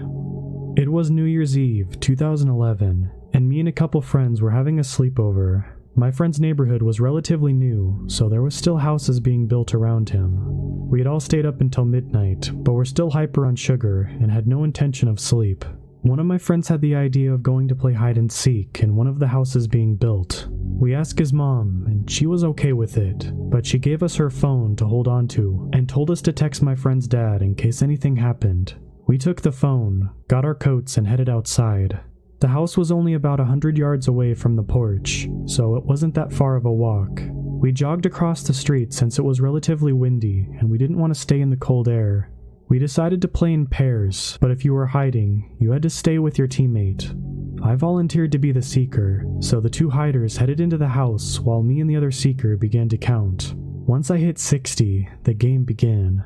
The house was dark and cold, and the only source of light was a bright moon shining through every window and door. We were standing in an empty shell of someone's home. No inner walls had been put up yet, and there was no carpeting on the floors. The only thing inside was dozens of thick wooden beams. I told my friend I'd take the first floor if he wanted the second, and he agreed. He walked past me up the steps. I was now alone. Something about being there boosted my confidence, like I was an adventurer or something like that. I walked around the first floor with a smile on my face, braver than ever. I called out the names of my friends, trying to hold in my laughter. Since the house was so dark, you could only see about 5 feet in front of you, so I made sure to check every nook and cranny. That's when I found the basement. It was a dark and eerie hole in the floor that looked like it would swallow anything that walked into it. They couldn't have gone down there, I thought to myself. There's no way. But I had checked the entire first floor and heard nothing from my friend upstairs, so I sucked it up and began to go down the steps. I walked down slowly, taking careful steps because it was nearly impossible to see anything. My footsteps echoed through the dark room. I walked slowly, listening for any type of noise in the darkness. Then I heard something. The slow-moving feet. "Hello?" I said, following with my friends' names. No response. For a quick second, I contemplated turning back around, but I knew if this was them, they wouldn't say anything back. I called their names again. No response. A smile came across my face. I had found them. "Come on out," I said as I walked toward the source of the noise. "I heard you guys move." I began to see a silhouette of something in the corner of the basement. It was a person, but only one. "Didn't we say the hiders had to stay together?" I said to the person. They didn't move, just stayed crouched down in the corner, facing the wall. I began to walk closer, fully convinced it was one of my friends. "Hey, I found you. You're out," I said. At that moment, I just wanted to get out of the basement. I continued to walk closer, I still wasn't close enough to make out any body features. Whatever it was breathing rather loudly, loud enough for me to hear it from a couple feet away. Being the naive kid I was, still thinking it was one of my friends trying to scare me, smiled. I didn't know what else to do, but I wouldn't take a step closer. That's when the breathing was overpowered by laughter and a loud footsteps from upstairs. "I found you," I heard through the ceiling. I quickly turned around and ran upstairs to see who was found, hoping whoever was in the basement would follow. I waited on the first floor as I heard them coming down the steps. "Got 'em both," my friend said as he came into my view. I stood there with a confused look on my face. How did he find both of them? I thought to myself. But to my surprise, here came both of the hiders, walking from upstairs. My heart dropped. I felt the blood rush out of my face and my legs go weak.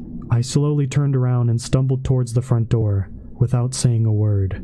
"Where are you going?" they asked. I couldn't open my mouth to speak. There was only one thought in my head at this time. Who was in the basement with me? I made it to the front door, slowly turned the knob, slipped outside, and began running up the stairs to my friend's house. I wanted to get as far away from that place as possible. I began to feel tears welling up in my eyes. I made it to the front porch and collapsed, barely able to catch my breath because I was so hysterical. I lay there for what felt like ages when I heard my friends coming up behind me. I don't remember what they were saying. All I could think about was the person in the basement. After I calmed down, I told them what happened, and they all seemed as freaked out as I was. The fact that I had talked directly to the person for so long is what scared me so much. We decided not to tell his parents because we figured they wouldn't believe us. I didn't sleep for about a week after that, and I still have nightmares about it sometimes. A few months after that night, the house was finished and the family moved in, and I never heard any complaints about a squatter or anything. The older I get, the more I come to realize it was probably a crackhead or something like that. And sometimes I feel guilty because I know we probably could have helped him, but it is still terrifying to me.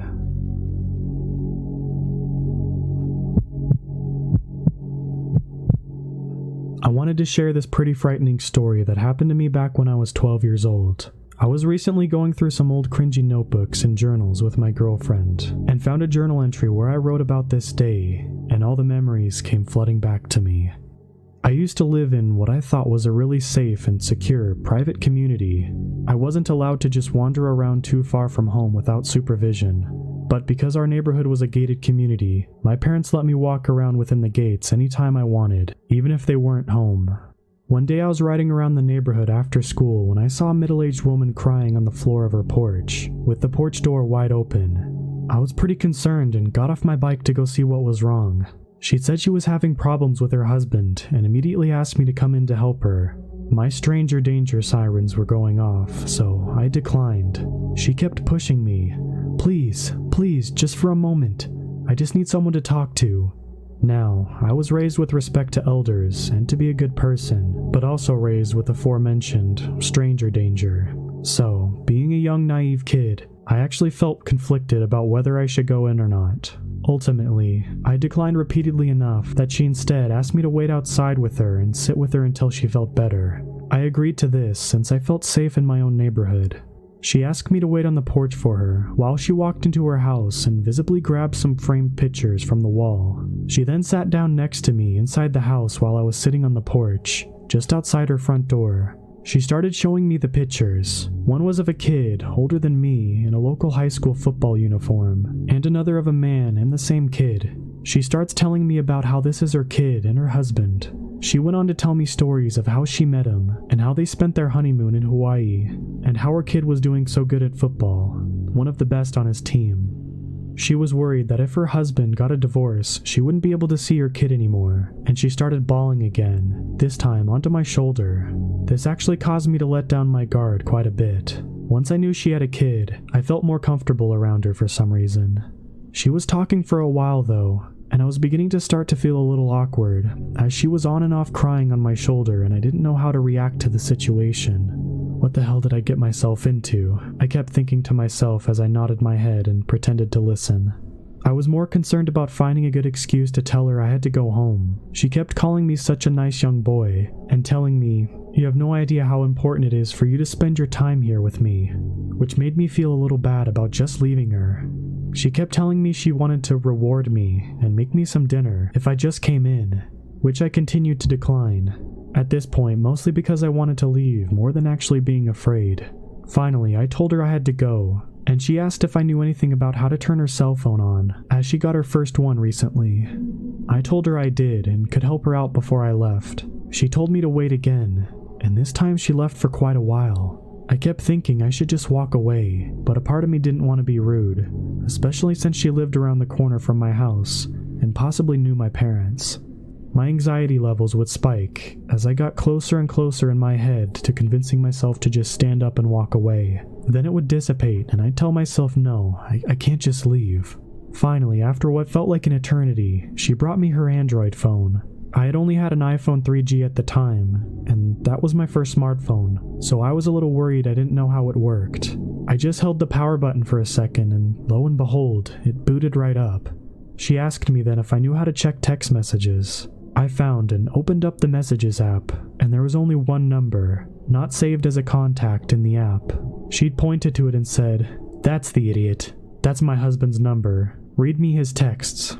I opened it up. She had received basically the same text over and over again, just variations of hello, and please respond. She angrily said, "Read it to me now. I want to know what he said to me." I tell her, they basically all say hello with a question mark.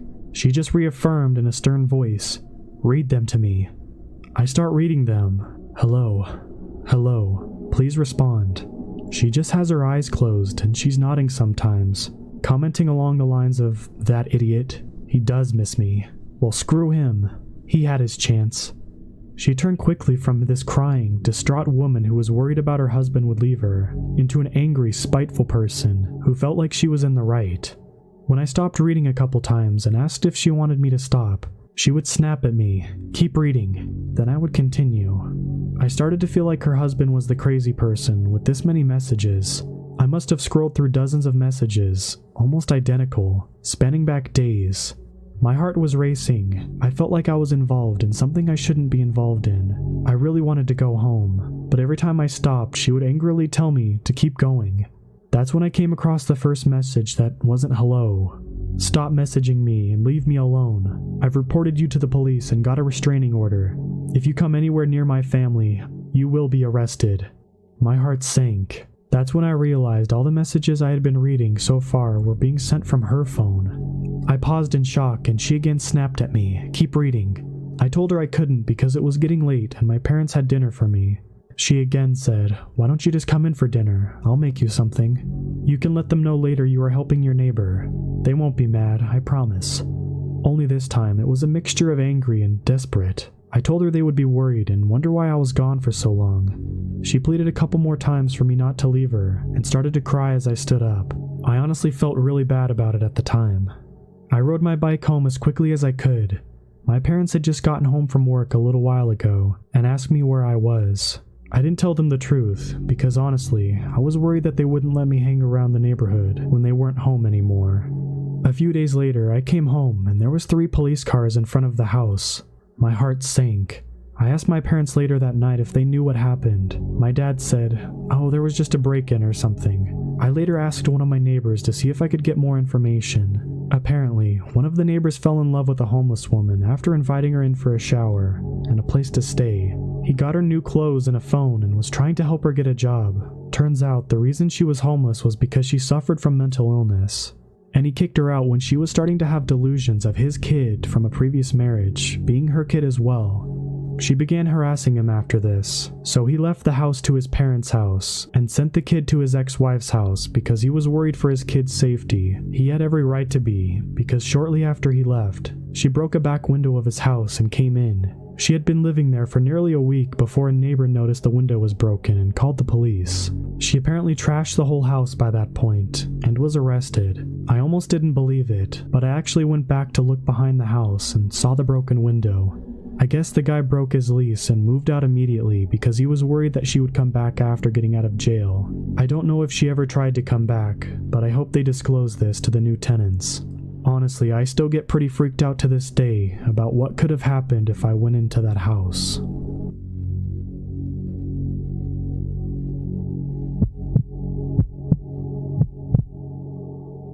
This happened about 2 years ago.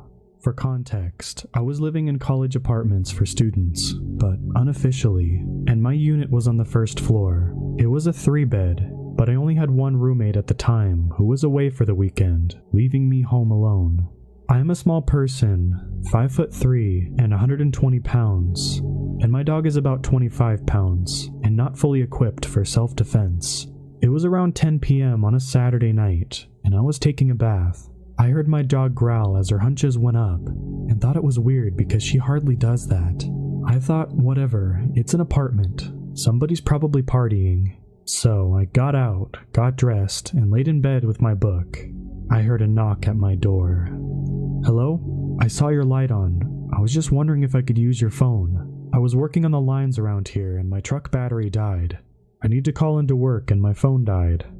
So I ignore it, because I'm fully aware it could be dangerous. I don't respond, but looking through the peephole I see an older man, about mid-50s, wearing a blue jumpsuit with a white toolbox.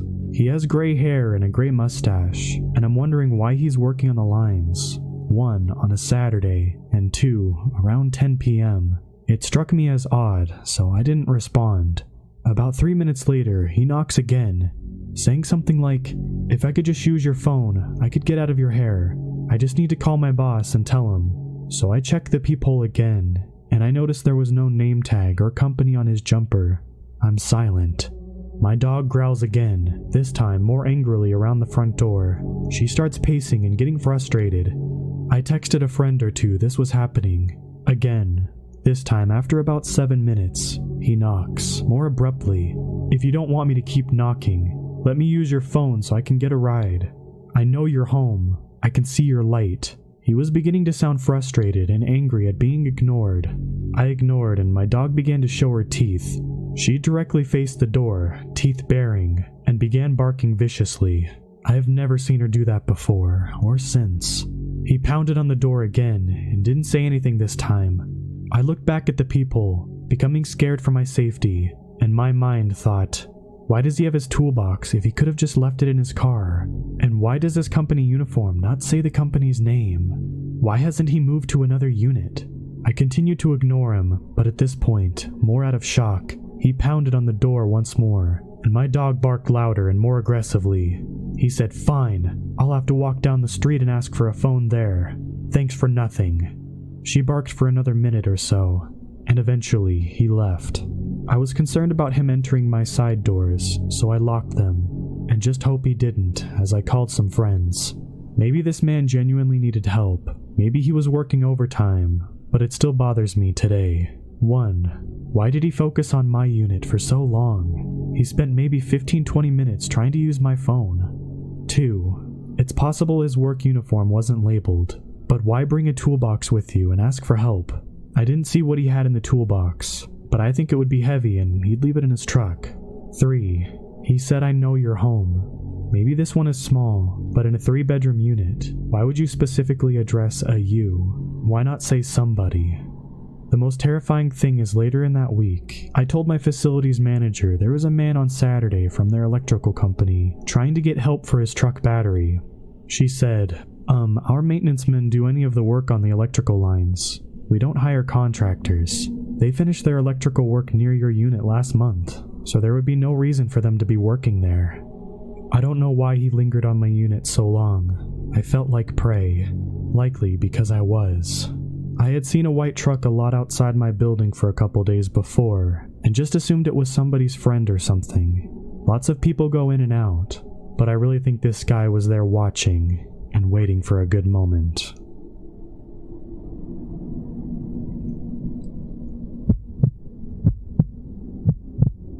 Okay, so this happened when I was around 9 years old. I'm 25 now, and it's something I will never forget. It gives me goosebumps to this day. I have a terraced house, 4 houses combined, and my neighbors and I each have our own little patio. There's a small road 10 meters from my yard where people do their Sunday walks and so on. Only a small fence separates my small yard and patio from the road. I live in a pretty crowded area, with several of these terraced houses spreading around my neighborhood, so seeing people walk on the road is pretty normal for me. Seeing random people standing on my patio is not. When I was 9, I usually got home from school about an hour before my mom got home from work. I live maybe 50 meters away from school, so my mom figured I was mature enough to be home alone for around an hour before she got home. This one day, I got home from school. I did the usual thing, which was make sure I locked the door and double-checked the back door leading into the patio. I was 9. Being alone was a little scary, even though it was in the middle of the day and only for 1 hour. I then rushed to my room upstairs to play as much PlayStation as possible before my mom came home and made me do my homework. While playing, I heard this voice coming from outside my window. My room was located 1 floor over the patio, with a view to the road that I told you about before. It was kind of like the sound of a cat, but my cat had been missing for over 3 months. Hope sparked as I thought. He finally did come back. I ran downstairs to check if it was my cat, but the sight that met me gives me goosebumps writing this. There was a guy standing on my patio, a guy with black hair covering half of his eyes, making him look like the male version of the Ring Woman or something.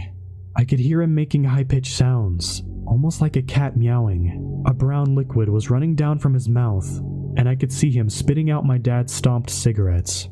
He was actually eating from the ashtray. I was frozen observing this, eventually snapped out of it and screamed so loud that the man must have heard it. He didn't react. He kept on eating from the ashtray.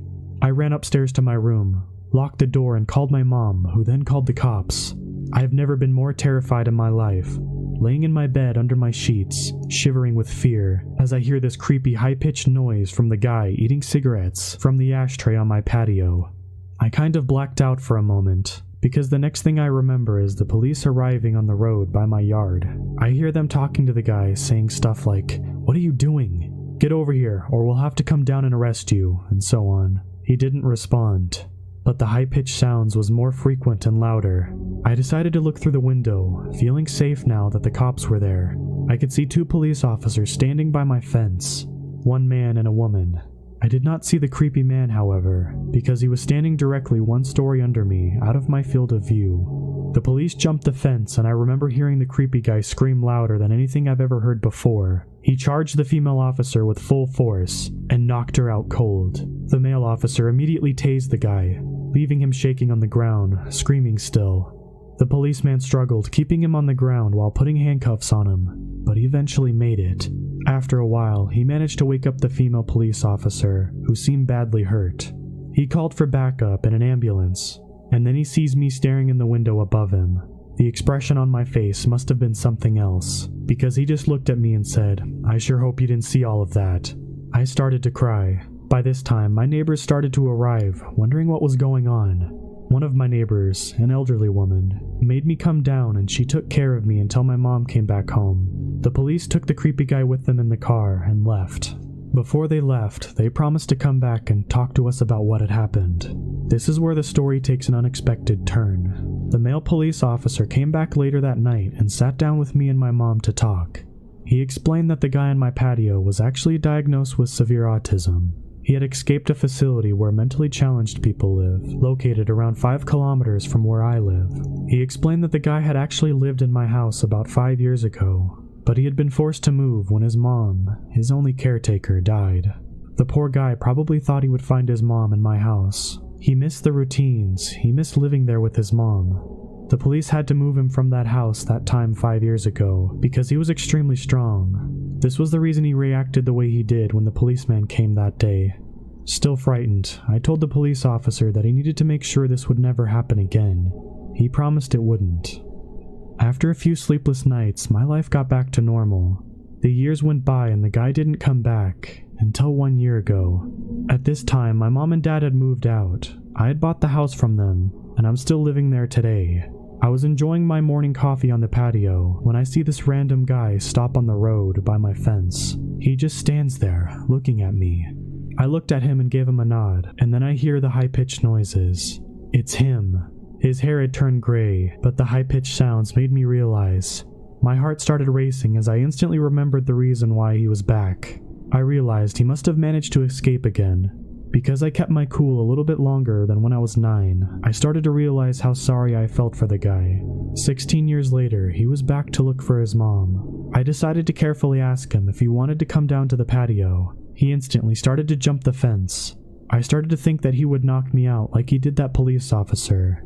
He didn't. He looked at me and smiled. I'd offered him to sit down.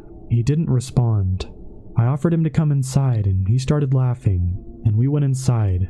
His face lit up, pure joy. He was home. It reminded him of the life he had with his mom. It almost made me tear up. All of a sudden, he sat down on my couch, turned on the TV, and switched directly to the cartoons. I observed him for a while. He was just completely focused on the cartoons. I just wanted him to enjoy the moment, so I didn't say anything to him. I realized that I had to call the facility and let them know. The caretakers arrived 10 minutes later. After a lot of convincing, he got back up, crying, and went back to the facility. I called the facility 2 days later. We made a deal. His name is Tom, and I now consider Tom my friend. Every Sunday from the day he returned, Tom and his caretakers visit me to watch cartoons. They say it's the highlight of his week. It makes my heart warm.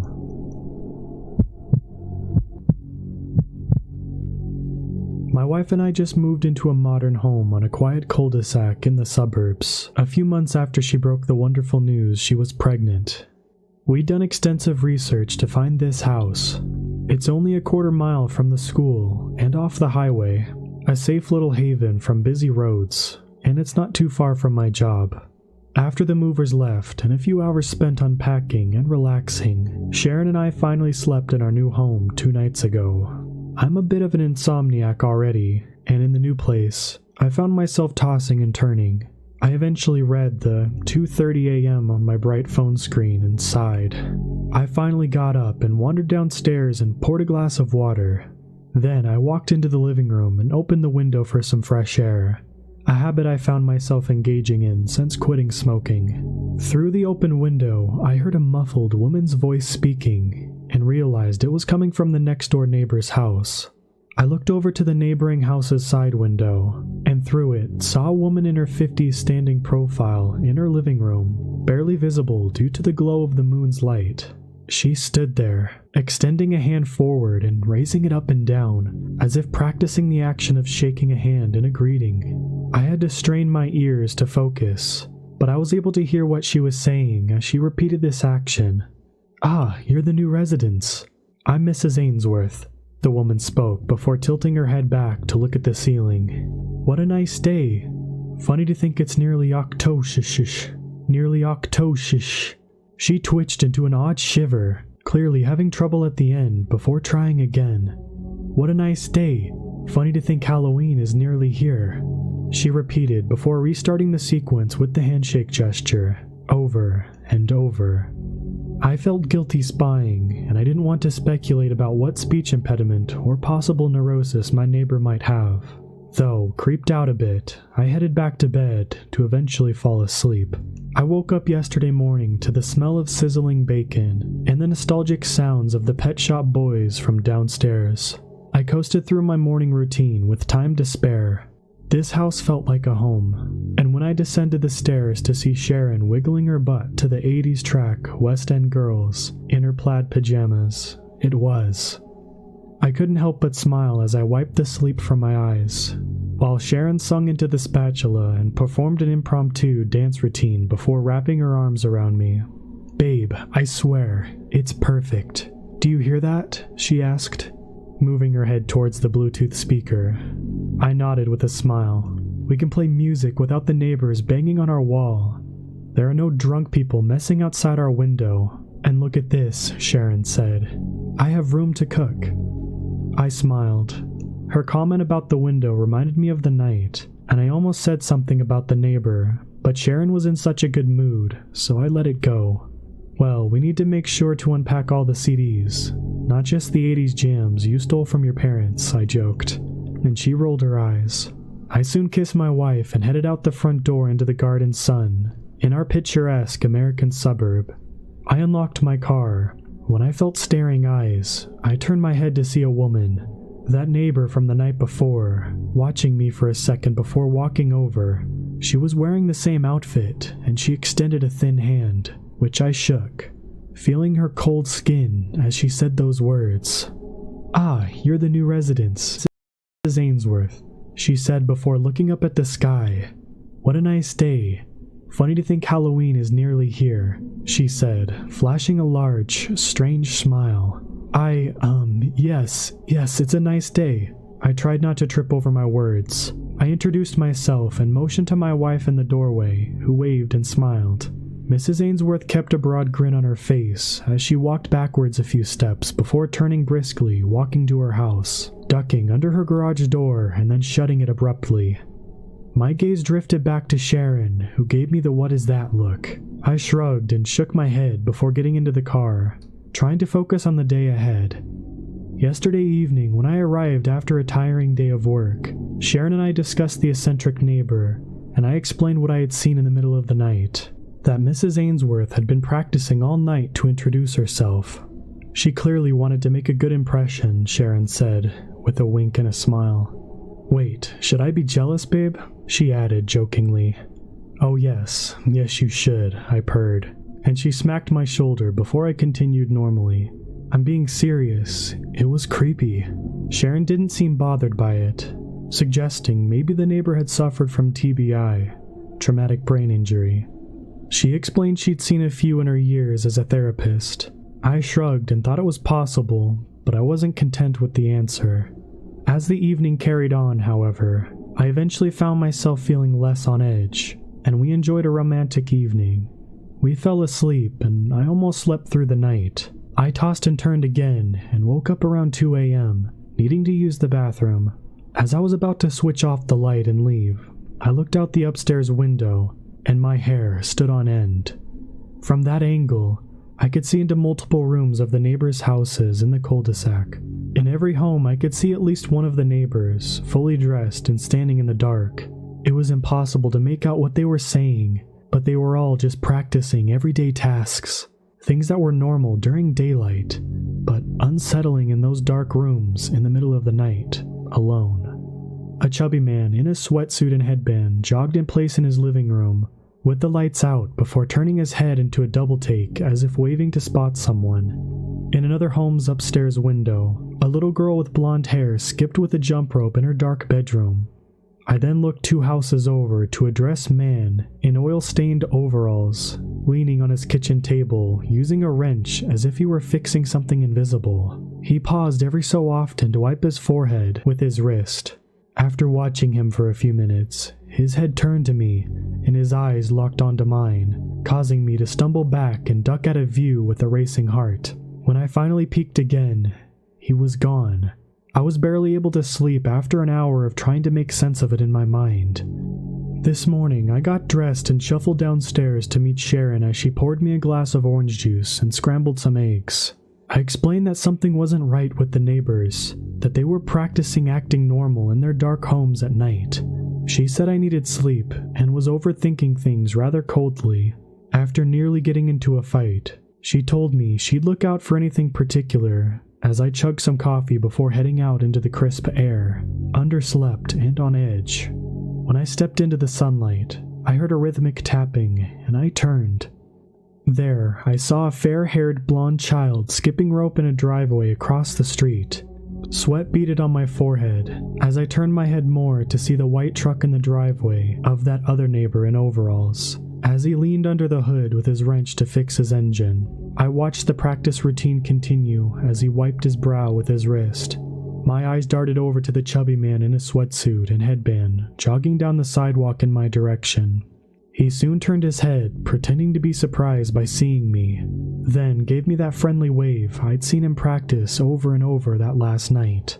As he jogged past, I watched his face drop slack as he rotated his head out of view, continuing on. I drove out of our cul-de-sac, but soon pulled onto the shoulder of the main road and watched. I called Sharon, unable to drive to work as I sat in my car, parked on the shoulder until she finally answered. She kept throwing around terms like adjustment disorder and delusional, but she didn't see them all practicing last night like I did. She didn't pull onto the shoulder of the highway to watch the jogging man continue around his house and stop at the back door, dead in his tracks. She didn't see those thin, spidery legs slowly reached from his parted lips before entering his home. I pray it's nothing, but she also didn't call me babe this morning, as she usually does. She called me hun.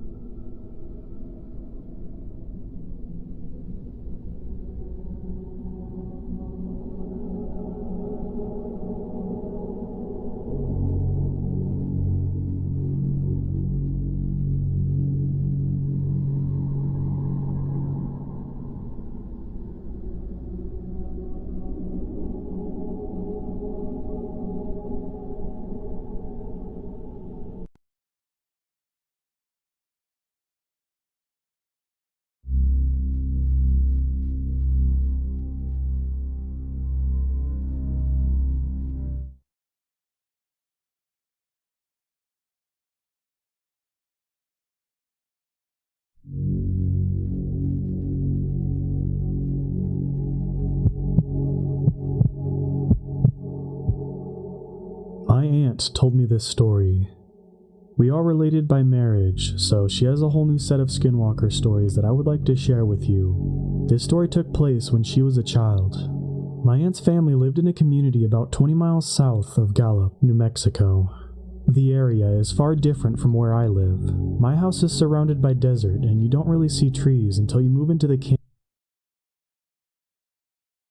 Oh, you're a fucking Marshall. That's. Oh shit! I know you. Fuck, man. Is he behind bars? Yo, I hope not. Fuck, Juan. I told him not to get caught with that fucking drugs. Oh my god, Juan. Wait, nigga, shut your Can mouth. I call that the KKK? Nigga, you look like old Rotel did. Hey, shut the fuck up, nigga. Fine. What did you say?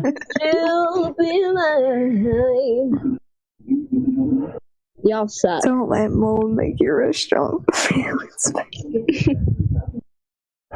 It's not funny. My dick fell off. You guys aren't funny. Why you mad? Mold Stop. on elbows. Why you mad? Thank you. Stop being mad. No, you suck me mad. Why you mad? Who's being mad? Why am I mad? You tell me. I don't know why I'm mad. Stop being mad. So where's your dad at?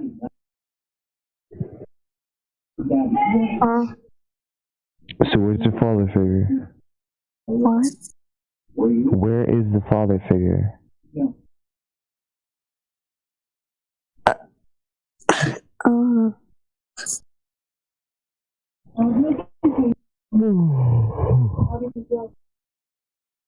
Where's the father figure?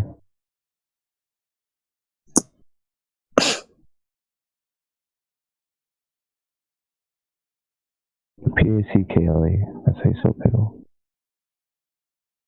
41.88? Holy crap.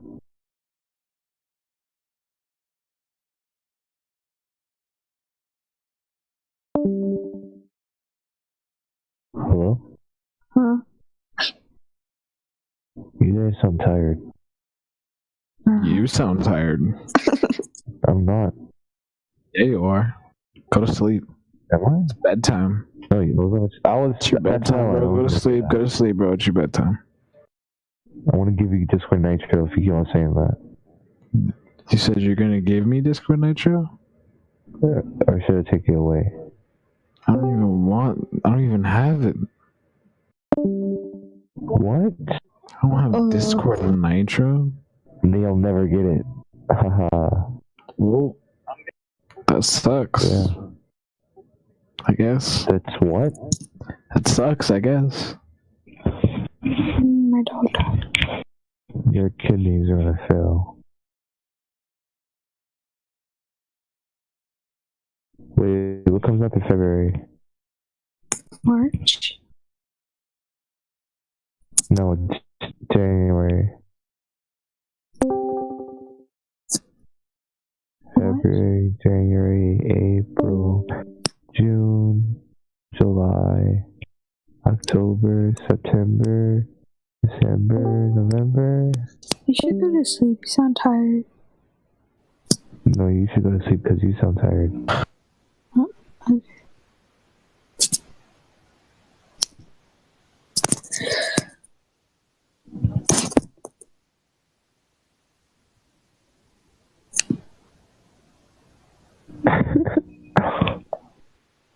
It's 10 o'clock on a Saturday.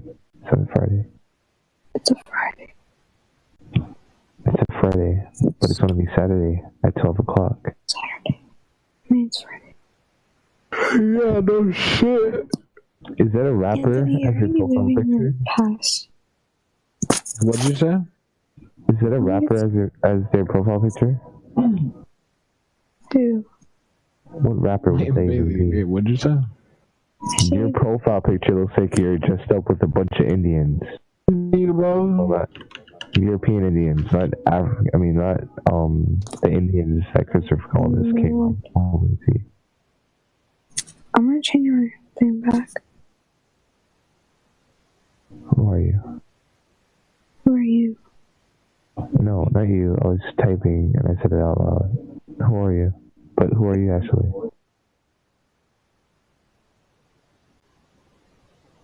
The dabbing drone hasn't moved for 12 years straight.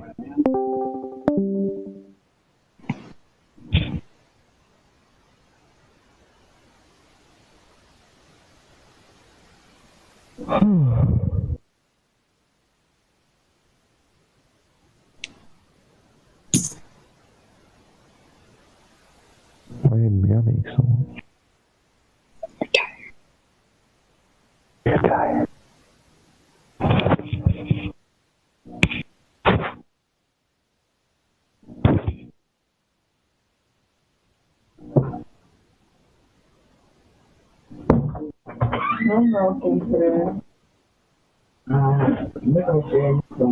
Zell. Zellstar. Scale. How do you pronounce your name? Scale. FX. What sound does that make? What? Go to sleep, bud. No. Who's this guy? The guy with the guy in the red shirt. The guy posing with his bud. The one who was talking earlier. I can't even see this. January 3rd. Keo. Huh? Oh. June. No. What? No, this June 3rd, yeah. Goodness. Did someone just say my name? No. Yeah, I said your name. I swear I heard Anthony in the background. I was tripping. Yo, what's up, Anthony? You didn't even remember me, did you? I whispered your name, but no. Yo, Anthony. What the fuck? Like, what was? Yo, Anthony. Yo, Anthony. Yo, Anthony, your profile picture looks like you're posing with a bunch of Indian dudes, bro. Indian You look like you're about to... Yeah. I'm confused.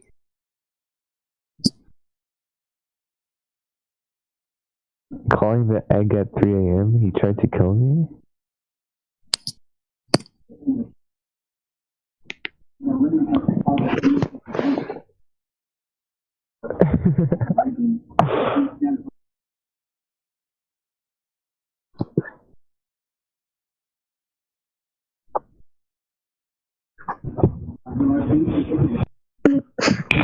Why hasn't anybody tried? Why haven't people joined yet? What do you mean? Hey. Hey. Hey. Hey.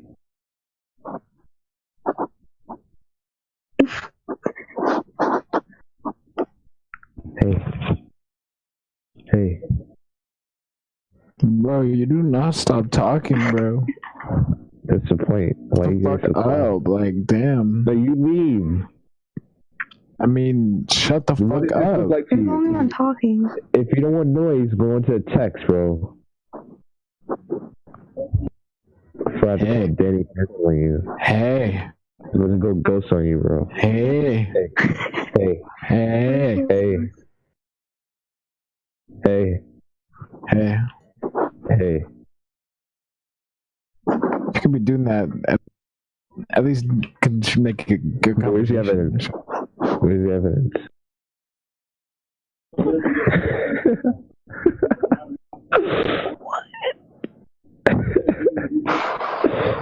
Do you even paint your walls anymore, Anthony? I remember the last time you painted, bro. That was like, I don't even remember. It was a while ago. Are you gonna paint again?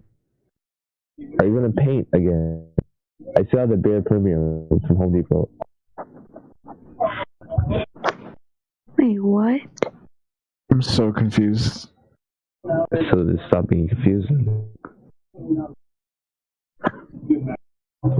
No, don't worry about it, okay? I'm not talking about you. Or to you. Alright, Anthony, I'm gonna friend you again. Maybe if you check my account, you'll know who I am.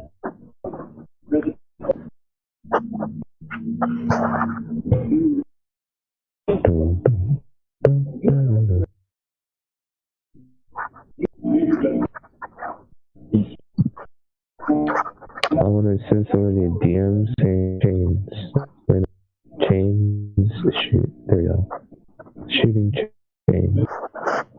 Now they're gonna be my friend for sure.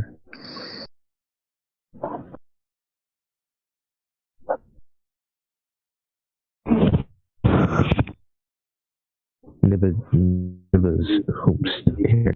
homestead. Hey, wear Colgate.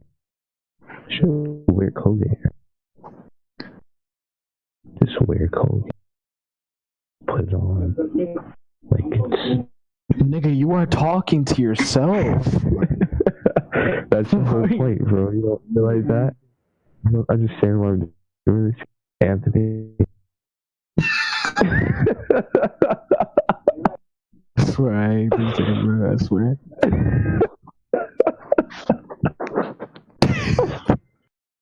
I wouldn't have nothing against you, bro. You're just like, you just get on my nerves, bro. God. Just like, wear Colgate. What? Okay, You're dumb. Colgate then. Colgate White. Number 15. Burger King. Foot lettuce. Number 14. Taco Bell piss nachos. Never mind, I'm gonna go guy. Number 13. McDonald's 12. cheeseburger. Number 12. My broomstick has hairs connected to the brush and I can't even sweep my floors without having to pick them out every 5 seconds. Number 11. Danny Phantom. Danny. Yeah. Danny. Yeah. Go Ghost. He's a phantom. He's a phantom. Yo, Danny Phantom, he was just 14 when his parents built a very strange machine. It was designed to view a world unseen. He's gonna catch them all because he's Danny Phantom. When it didn't quite work, his folks, they just quit. Then Danny took a look inside of it. It was a great big flash. Everything just changed. His molecules got all rearranged. Is this the actual When he first woke up, he realized he had snow white hair and glowing green eyes. He could walk through walls, disappear, and fly. He was much more unique than the other guys. And then it was Danny doing what he had to do. He had to stop all the ghosts that were coming through. He's here to fight for me and you. He's gonna catch them all because he's Danny Phantom. Gonna catch them all because he's Danny Phantom. Gonna catch them all because he's Danny Phantom. Everybody follow me on SoundCloud. Thank you, nigga. Get out of here. Get out of here. Get out of here. Nigga. There you go. You got Danny Phantom. Oh, what's up, though? Yo, we trying to play Minecraft. Ain't no one trying to play Minecraft with your ass, nigga. Fuck out of here. Man, stupid ass boy, nigga. Ain't even gonna afford Minecraft. Boy, I'm about to give you a poutine ass. Man, we just talk about cocoa, but we ain't nigga. I need to do melon chapstick, motherfucker. What are you? Wait, what? Take me to your best. Wait, nigga. You confused. Well, you have a snake? You have a snake? Yo, I got emo. I want a snake. I want Yo, to get a give corn emo snake sketch. I have a. when I was thinking that I wanted to get a cobra. Now I really want a python. Yo, sketch, you got emo? Wait, what? Sounds like a disease. You got emo? Exactly. sound like a disease. You understand me? Sketch, do you have emo? Emo? Eat my ass, nigga. I have a Game Boy Advance. Alright? If you want to play with me, you can play with me. If not, Let's play Frogger. you're gonna have to leave my house. Because my mom doesn't like you wearing your shoes inside the house, and she said you gotta go soon. Tell that bitch I'ma slap her next time I see that bitch. Alright, I can't have you talking to my parents like that. I wanna have to ask you to leave. When I see you at school, You slap her around all the time. I didn't. This is pretty fucked. What you mean, nigga? 3 viewer traps. I ain't no trap. What? I'm a what? I said I ain't no Get the trap. freak out of here! I thought you were Anthony. You're not Anthony. Get the freak out of here with your What's red up, hoodie habit. Anthony? How you doing? You guys said I thought you were Anthony. Who the fuck is Anthony? Anthony's my boy. That's you. I Get the freak out don't of know what the here. fuck they're talking about, bro. Cause I don't. There's like 5 of you talking. Bro, they keep talking about an Anthony, bro. I don't know. I don't know who Anthony is. Bro, I think he's an ant. And Yeah, maybe. it's a banana fight. Can I see? Wait, why am I narrating what I'm saying? What the hell? What? I was hearing somebody, and I was freaking reading the messages I was sending and what they were saying.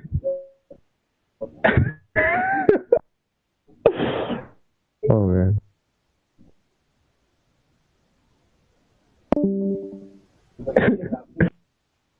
You guys ever seen a bowl called in a trench? No. That's a pretty thing. I can't wait till they get bigger. It's supposed to be 6 feet. I know. And then you can just be careful though. Like treat him really good so he doesn't try to hurt you, and keep him away from small things because they'll eat small things. Also, don't get too small. Else he'll eat you. Okay. But that's a cute python. He's a cute little snack. Yeah. I haven't clicked on the video because I'm on my phone. Okay, now I want to click on the video. Watch the video. So, take me to Where did the thought go? You sound really tired. Go to sleep. No. Please. Put your little snack is saying, go to sleep. Go to sleep, bud. No. Oh, Mr. Bay. Is this piece of shit a good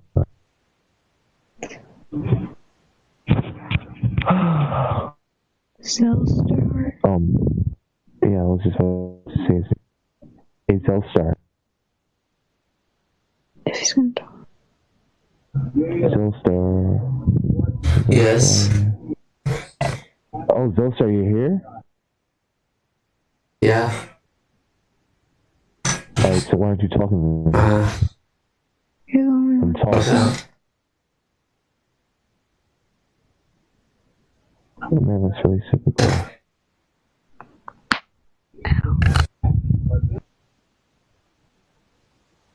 I had to wake up at 6 a.m. Go to sleep.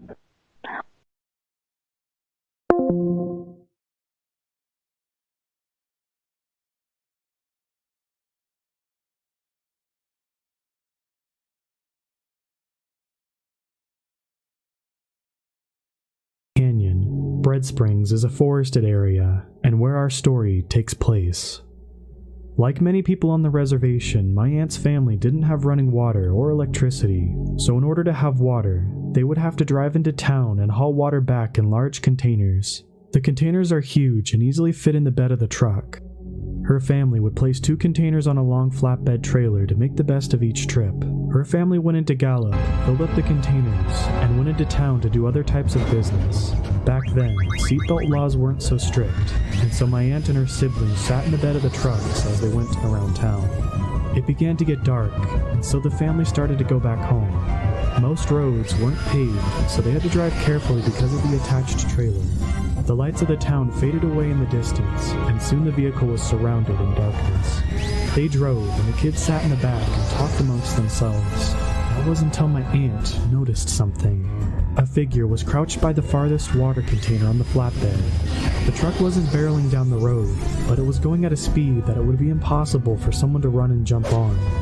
My aunt nudged her siblings, and they all paused to look at the dark figure. They sat silently and squinted their eyes to look.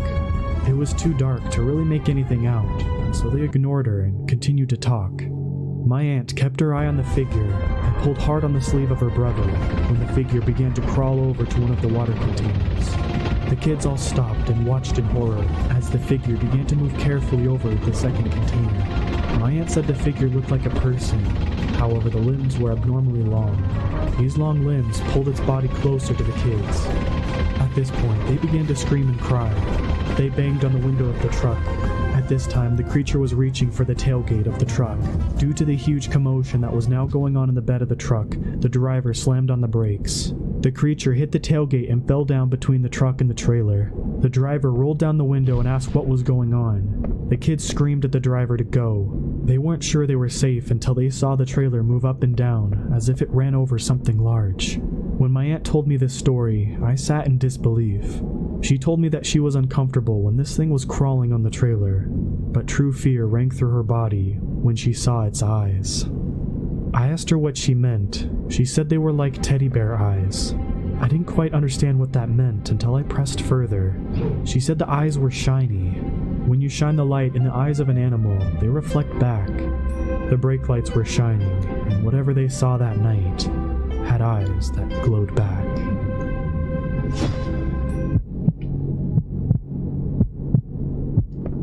My grandma was a practitioner of native medicine and ceremonies.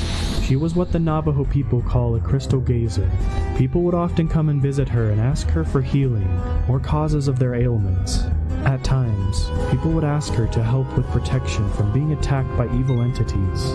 My grandma used to teach my aunt and her granddaughter the rituals and ceremonies, much like an apprenticeship.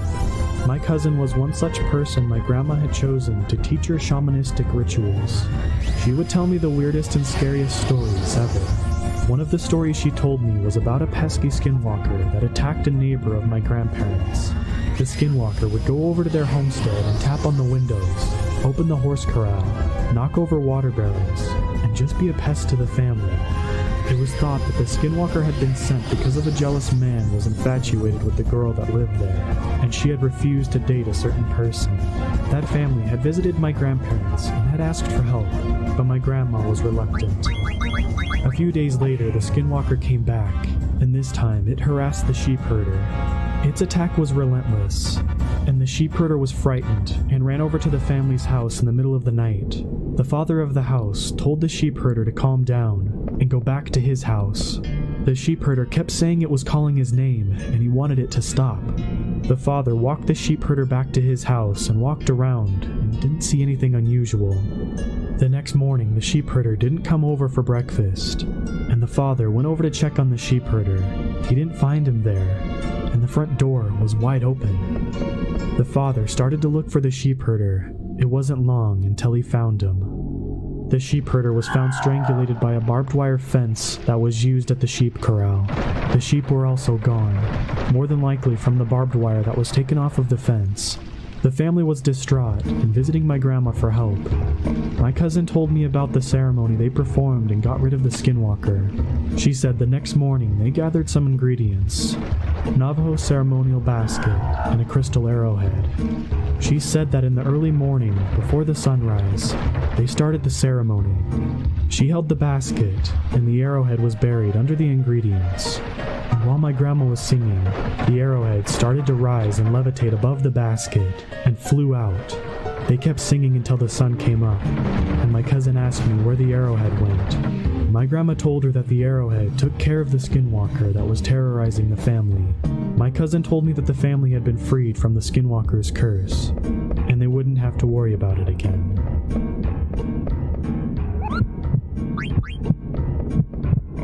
This is a story my family told me when I was growing up. We live in a rural community on the Navajo reservation. My aunt and her 2 brothers were home alone while my grandparents had left for the evening to attend a chapter house meeting. They were in the house, and like many people from the reservation, they didn't have electricity. It had been dark outside for about an hour, and my aunt and uncles were getting ready for bed. Outside, they heard noises, as if something was moving things around. My oldest uncle went to look out the front window and saw a figure by the truck. This was immensely out of the ordinary, because the closest neighbor was miles away. Whatever it was opened the truck door and began to dig through the personal items that my family had left in the vehicle. My aunt and uncles were frightened by the sight and knew they should take action. They took out a rifle and all steadied themselves to hold it up. They flung open the door and aimed it at the dark figure. The figure turned around and started to walk towards them, totally unfazed. My uncle pulled the trigger, but nothing happened. The figure drew closer and my aunt began to smell something like a rotting corpse.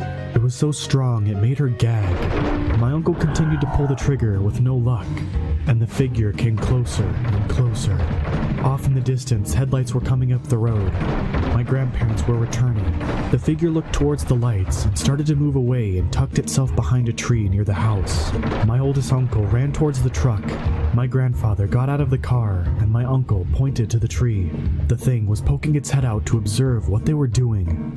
My grandfather ran into the house over the stove and grabbed a handful of ashes and rubbed it over the gun and bullet and placed it into the chamber. He walked out onto the porch and fired towards the tree. Whatever that thing was didn't expect the gun to go off. The gunshot echoed and the dark figure began running. My grandma chased my aunt inside, and my uncles and my grandfather went after it. There weren't many roads or paths, so my grandfather and uncles chased after the figure. The truck was bouncing and the headlights were not fixed on one particular spot. My uncle swears that every time the headlights would hit the figure, he saw a woman. Not only that, it was running on all fours like a bear. My grandfather eventually stopped the truck as it neared the ditch that drops about 20 feet. He got out and began to yell in Navajo. My uncle says that he was yelling about a local woman. He yelled that he wasn't scared and that he knew her, and to leave his family alone. A few days passed and there was news that a woman that my grandfather was yelling about had passed. I've always been told that if you know who a skinwalker is, say their name, and it will kill them.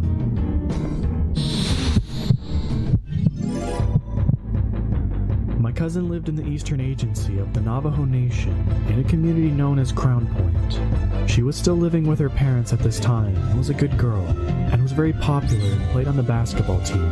When she told us this story, it was very out of the ordinary, and the events that followed would also deepen my beliefs in the traditional Navajo way and of the taboos associated with the Navajo culture.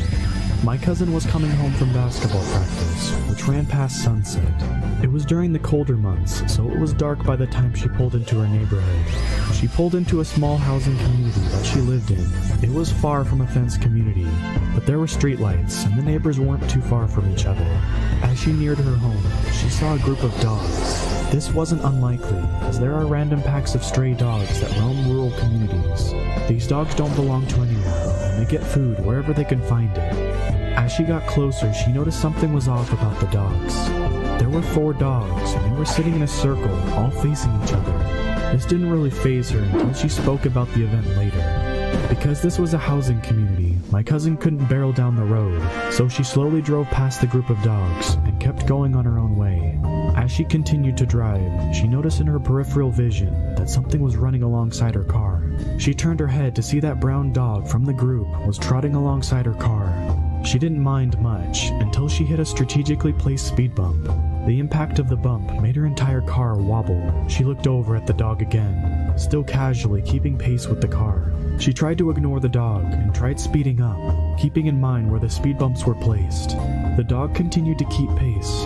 My cousin had to eventually stop at a stop sign. She began to feel immensely uncomfortable and tried to keep her eyes forward, but curiosity got the best of her. She looked over at the dog. It was facing forward. She continued to stare, and that's when the dog turned its head. Instead of the face of a dog, there was a flat face of a man covered in hair, smiling from ear to ear. Fear shot through her body, and my cousin pushed the pedal to the floor, not daring to look back in her rearview mirror. She reached her house and barely pulled herself in the door, weak from fear. My aunt came to her, and my cousin began to sob. She told my aunt everything, and they scheduled a meeting with a medicine man the next day. That night, my cousin was trying to get some rest. She was tossing and turning and felt very ill. She could hear people outside laughing and talking in Navajo, but she didn't think too much of it because she lived in a community near plenty of neighbors. At the medicine man, she told my cousin that she was very fortunate. The skinwalker wasn't meant for her. She just happened to spot it while it was out bringing another person misfortune. He also told her that the laughing and talking that she heard in the night was the skinwalker talking to its friends, letting them know that someone had saw him and that he had scared her. The medicine man told my cousin if the skinwalker had been for her, and she had seen him like that, it very well could have killed her. After that encounter, my cousin suffered from many ailments and had to stop playing basketball for a while. She had many ceremonies and eventually got back on her feet. My mom told us this story on many of the nights when the electricity would go out. When I asked my cousin about it, she confirms it's true, but doesn't like talking about it much.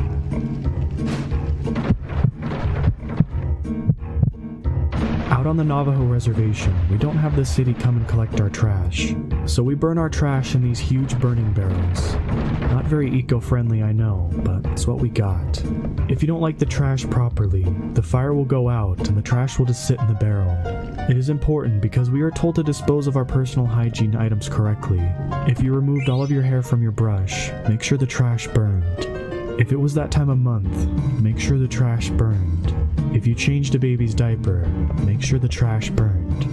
They tell us these things because skinwalkers have been known to dig through the trash in order to find things that they can get to use against us. They use the things that we're briefly connected to and bring misfortune on to us using these things.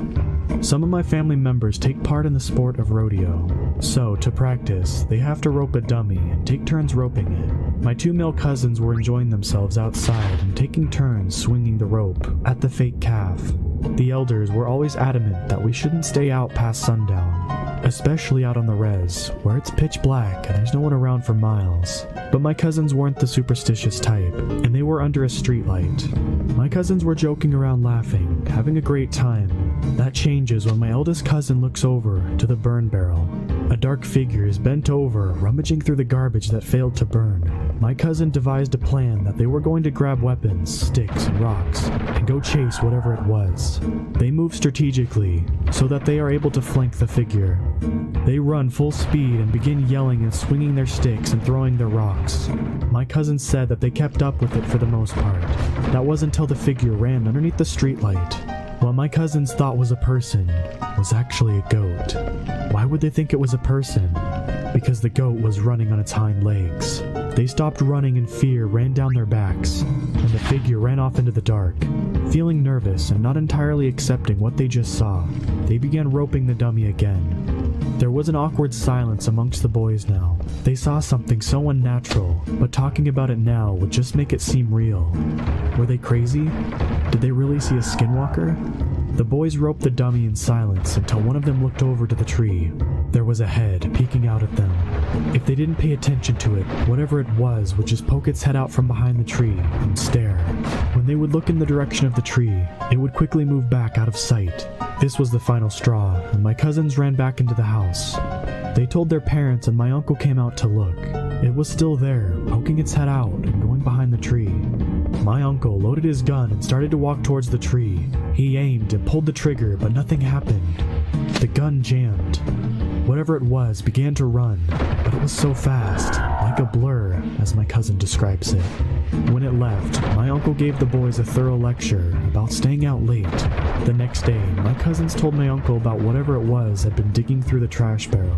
They went out to investigate and saw the creature had pulled out a lot of things out of the barrel. What was odd was the tracks. Goat prints were all around the area.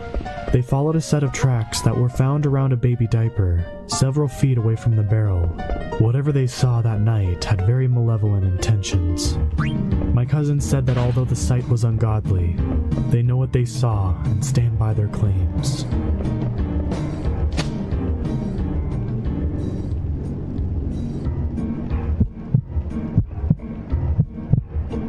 So I grew up in Utah and lived about an hour away from the Skinwalker Range. And going there as a high schooler was just a thing to do, just to see if it was true or not, and to see if you actually got scared. But here's my story. First time me and a couple friends went out there, we got pretty far in. We got out of the car and started walking around. Mind you, this was around 1:30 in the morning.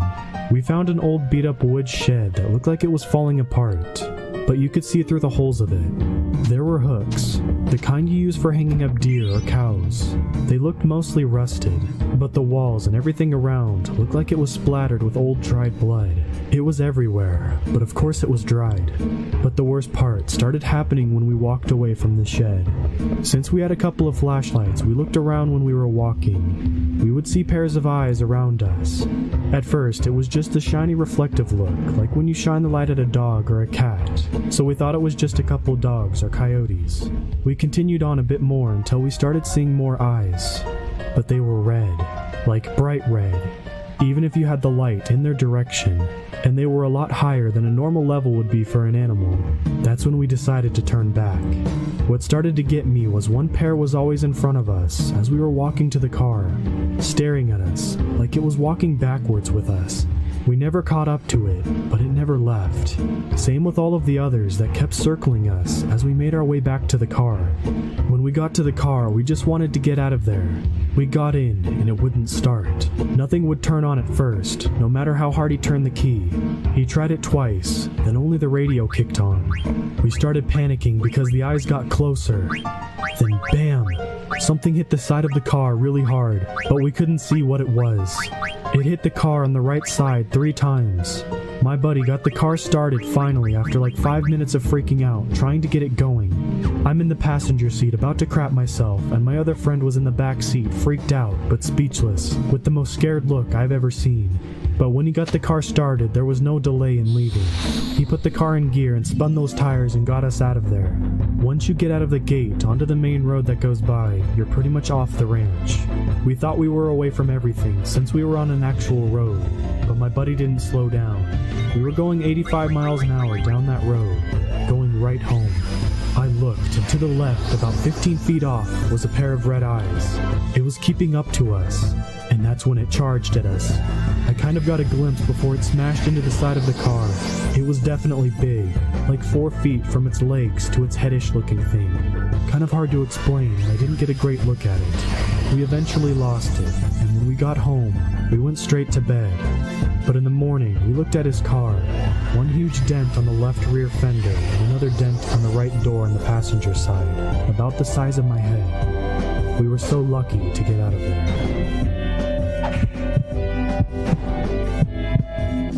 So every summer I go to a lake in upstate New York, near the Canadian border.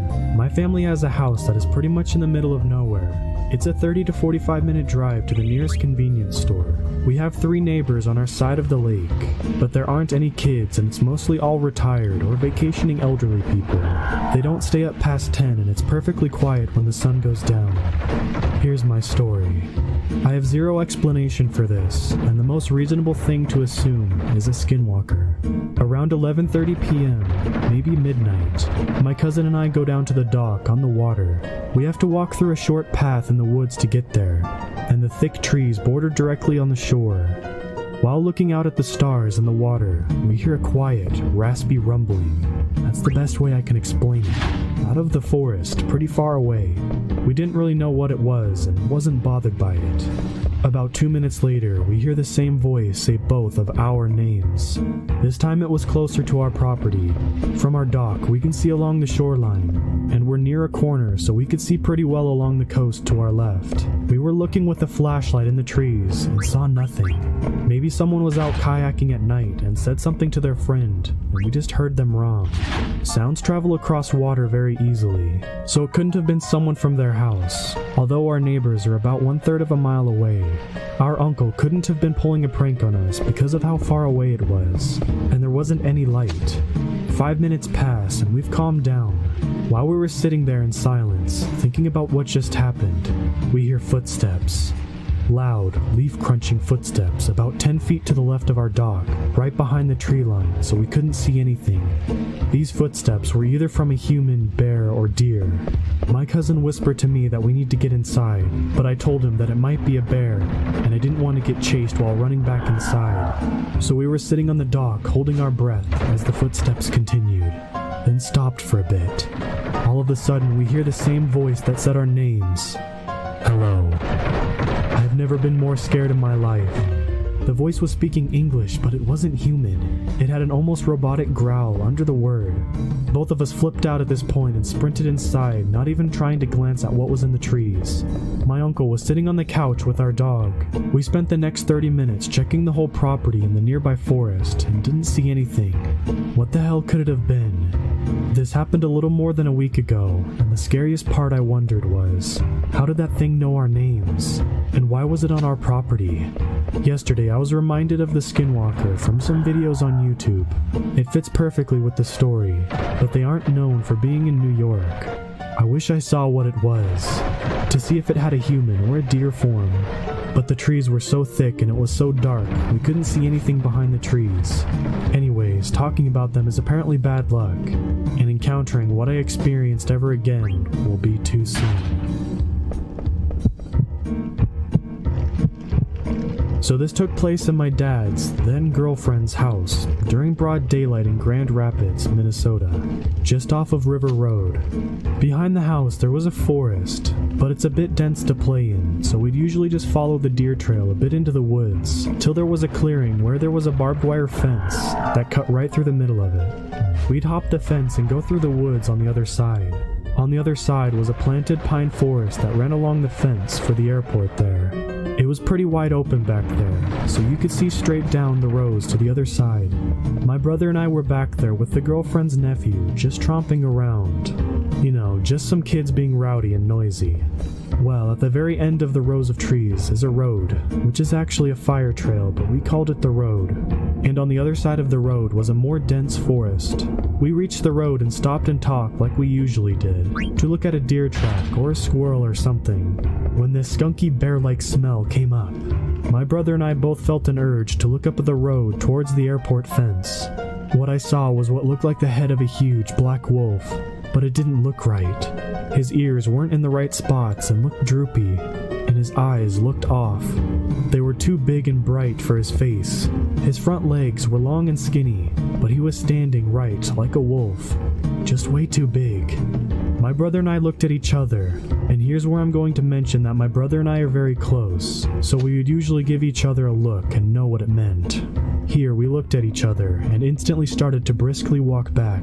The girlfriend's nephew just started to walk with us. He asked what was up and we just shushed him. We were being as quiet as we could, but we knew it would hear every step and movement of us. Once we hopped the barbed wire fence, we ran as fast as we could to get to the house. Once we got to the back entrance, we looked back, and there it was, looking at us through the brush. We didn't hear it move behind us or anything. We pointed it out to the nephew, and we all watched it flop back into the woods. Now my brother and I have been raised on 80 acres of land just south of Bobbing. We've seen wolf, bear, moose, mountain lions, coyote, pretty much everything else. We both have never seen a wolf that big and lanky in our lives. I feel like it's important to note that at least I didn't feel any dread or anything like that. It was more a primal fear, like I knew we all had to get away from it, but not show we were afraid. I felt like if we ran from it, it would have taken us down. My brother and I told my dad, and he didn't seem too interested, but he was that way about everything growing up. The next morning, my brother and I went back out to look for tracks, so we could see where and how it stalked us. We saw huge dog-like tracks, and about 6 feet up in a tree, following its route back, we found thick black fur. We noped out of there fast and didn't go back without protection. About a few weeks later, I'm home alone. All the doors are locked, and only the back windows on the house are open. I suddenly notice the dogs are acting weird. Then I hear clear as day, by the back door, my dad's girlfriend's voice call for her dog. I froze but looked up at my bedroom doorway into the small hall. The dog got up and went to the kitchen where the back door was. She was quiet for a moment, then I heard her claws skid across the floor and she ran back to my room. I closed the door and locked it fast and closed my window. The only reason it freaked me out was because I didn't hear the garage door open, or the side door open, just the voice. I blessed my room and made sure nothing was allowed in it or around it. The next time my brother visited, he slept in the living room. Now the living room was huge, and you could see out to the front deck. As my brother was sleeping, he heard what he described as an old woman screaming on the deck. He woke up panicking and said he turned on the porch light, and there was a big black crow sitting on the deck banister. After that, he only slept in my room, never out in the open. I'd also like to note that neither of us knew what a skinwalker was at the time, being that we were 11 and 13 years old and lived in the north. We just assumed that it was a goofy wolf that smelled bad.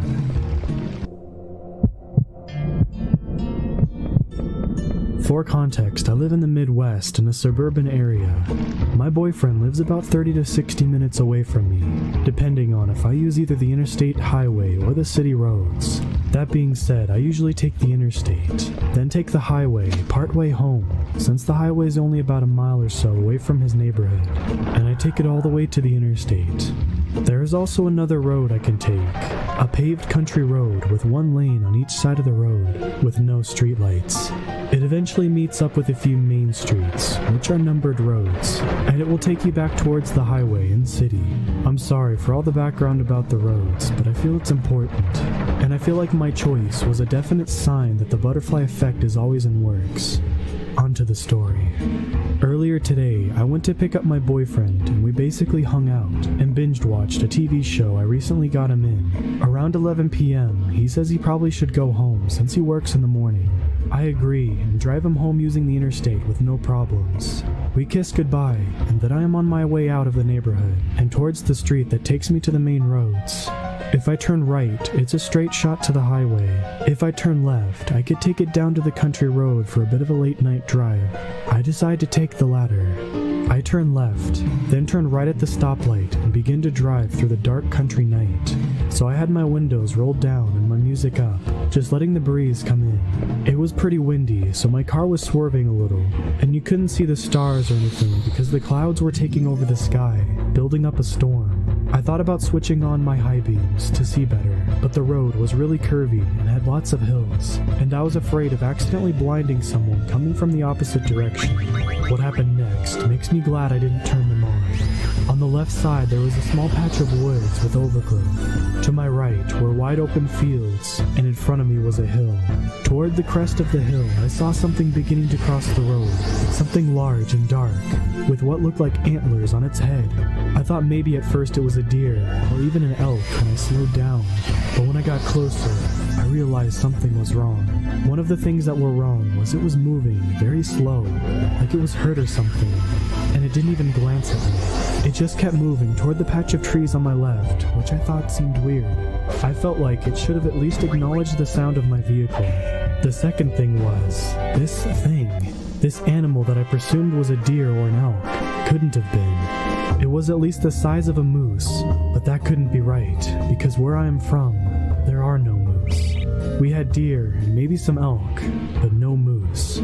I felt a cold wave of dread wash over me as I watched this moose thing make its way across the road, and then it stopped, and it looked right at me. It twisted its head so fast to look at me I almost screamed. Its face was hideous. It looked rotten somehow, like it was withering away, and its eyes were so dark. I was so scared it didn't have any eyes. There was something dripping from where the mouth was, and I could see sharp teeth poking from its lips as they pulled back into a sneer. I thought about reversing my car and hightailing it out of there, but I was frozen. You know how when adrenaline kicks, they say you either enter fight or flight mode? Well, they don't tell you that there's a third option, and that's to freeze, which is exactly what I did. I just stayed in place, my hands still on the wheel, foot still digging into the brakes. I don't know how long I sat there staring at this thing, with the thing staring back at me, but when it started towards my car, I honestly thought that was going to be the end of me. I couldn't move, couldn't blink, could barely even breathe. All I could do was hope and pray that I wouldn't be ended by some freakish moose-looking monster. And then a pair of lights began to rise over the hill toward us, and as the other vehicle's high beams shined on the thing in the road, it let out a curdling scream that didn't sound entirely human. It was was animalistic and sort of raspy. It's hard to explain. But I watched as that thing got on its hind legs and lurched itself across the road into the thicket of the trees and bushes, narrowly missing the other person. I knew this thing would probably come back if I stayed where I was. So before I could give it the chance, I slammed on my gas pedal and gunned it out of there, going well over the posted speed limit. I just wanted to get as far away from it as possible. Every dark curve or patch of trees or field made me feel so paranoid that I could see the creature again, and all I wanted to do was go home and never, for the life of me, drive on that country road again. I made it home safe, but was shaken. And to cut a long story short, my family thought I was just being hysterical and had just seen a deer, but I know what I saw, and this thing wasn't a deer. It couldn't have been. I've read up on skinwalkers, but I'm not sure if it's what I saw. I mean, do they even exist out in the Midwest? I thought that was more in Arizona or New Mexico. Why would a skinwalker be here? Why would it come after me? Was it even a skinwalker, or was it something else entirely? Was it my mind playing tricks on me? What was that thing? Please, if anyone knows what it was, or has any idea of it, please tell me. I'm so scared I'm going to come across that thing again, and I don't know if next time I'll be as lucky. This is 100% true, so this will probably be a boring account compared to some of the other posts here, but I wanted to share this memory somewhere, and maybe get opinions on the matter. I grew up in Albuquerque, New Mexico. My mom would often take us camping in the summers. This particular camping trip was somewhere in the vicinity of Shiprock, New Mexico. My mother took my older brother Chris, 10, and myself, 8, camping often in those days, and preferred dispersed camping on BLM/NPS land to camping in merged grounds. She'd usually find us a spot and make herself busy setting up the tents and pit, while Chris and I would scamper around and explore the area and be generally unhelpful. On this particular trip, we arrived in the middle of the day, and as my mom started setting up camp, Chris and I started to explore the area around our campsite. We wandered into the woods of our campsite. Being in the desert, it was really just stunted trees and sagebrush, so I hesitate to describe it as a forest, but the trees and brush were taller than me and provided a decent screen. I wandered down into a gully and came face to face with what I described to my mother as a wolf kangaroo. It was crouched low, with long, slender arms reaching down to the ground, and large, pointed ears like a deer. The fur covering its body was sandy brown and patchy, as if it had mange. It had large, orange eyes and a snout like a wolf or a coyote. It bared its teeth at me and stood up. At its full height, it was the biggest animal I had ever seen, towering over us and the sagebrush. I had never been, and probably still have never been, as frightened as I was then. Chris and I started screaming for our mom to come to our rescue. Chris regained his senses before me, taking off running back up the embankment to the campsite.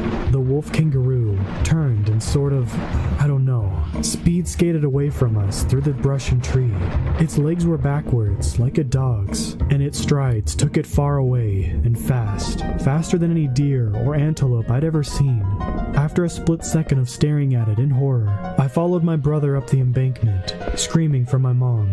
We were so frightened that my mom packed us back into the car and moved camps, conceding for once to stay in the managed campground. Chris and I were too scared to sleep in our tent that night, and we clung to mom at the smallest twig snapping in the brush. So that's my story.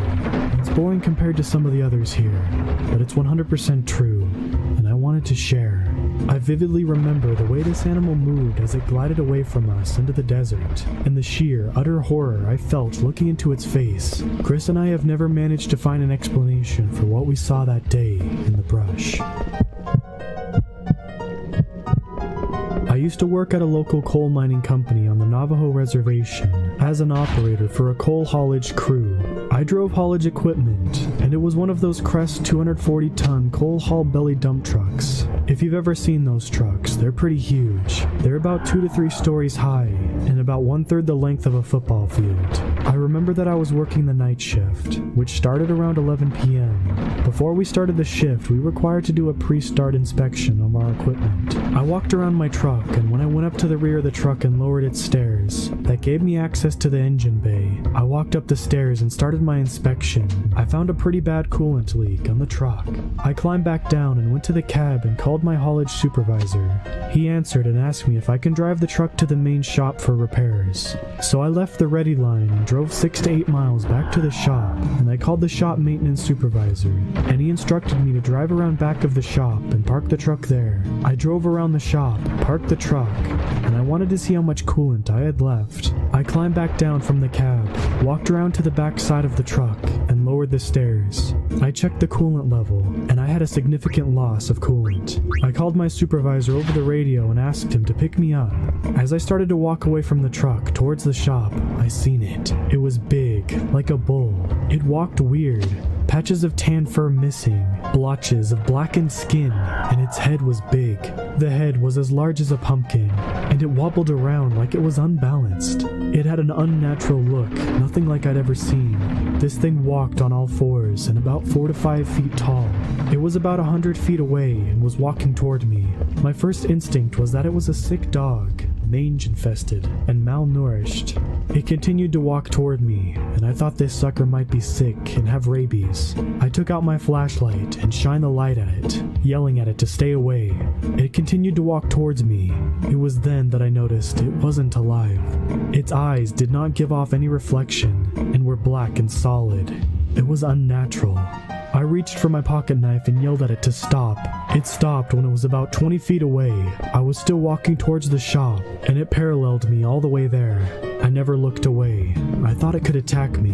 By the time I got to the shop door entrance, it started walking towards the east. I went inside and got the shop supervisor, and we both came out. It wasn't about a minute later, and it was gone. We walked to the east, and my supervisor drove up. Now, there was only one way into the back side of the shop, and my supervisor should have seen it. He didn't. I explained to him what I saw, and he said he didn't see it on the way into the shop. My supervisor said that I saw a skinwalker, and that it usually was seen walking around the shop. The rest of the shift, I stayed with my supervisor. I think he was scared. I wasn't scared, nor did I go into shock like some people describe. It was an experience that I would never forget.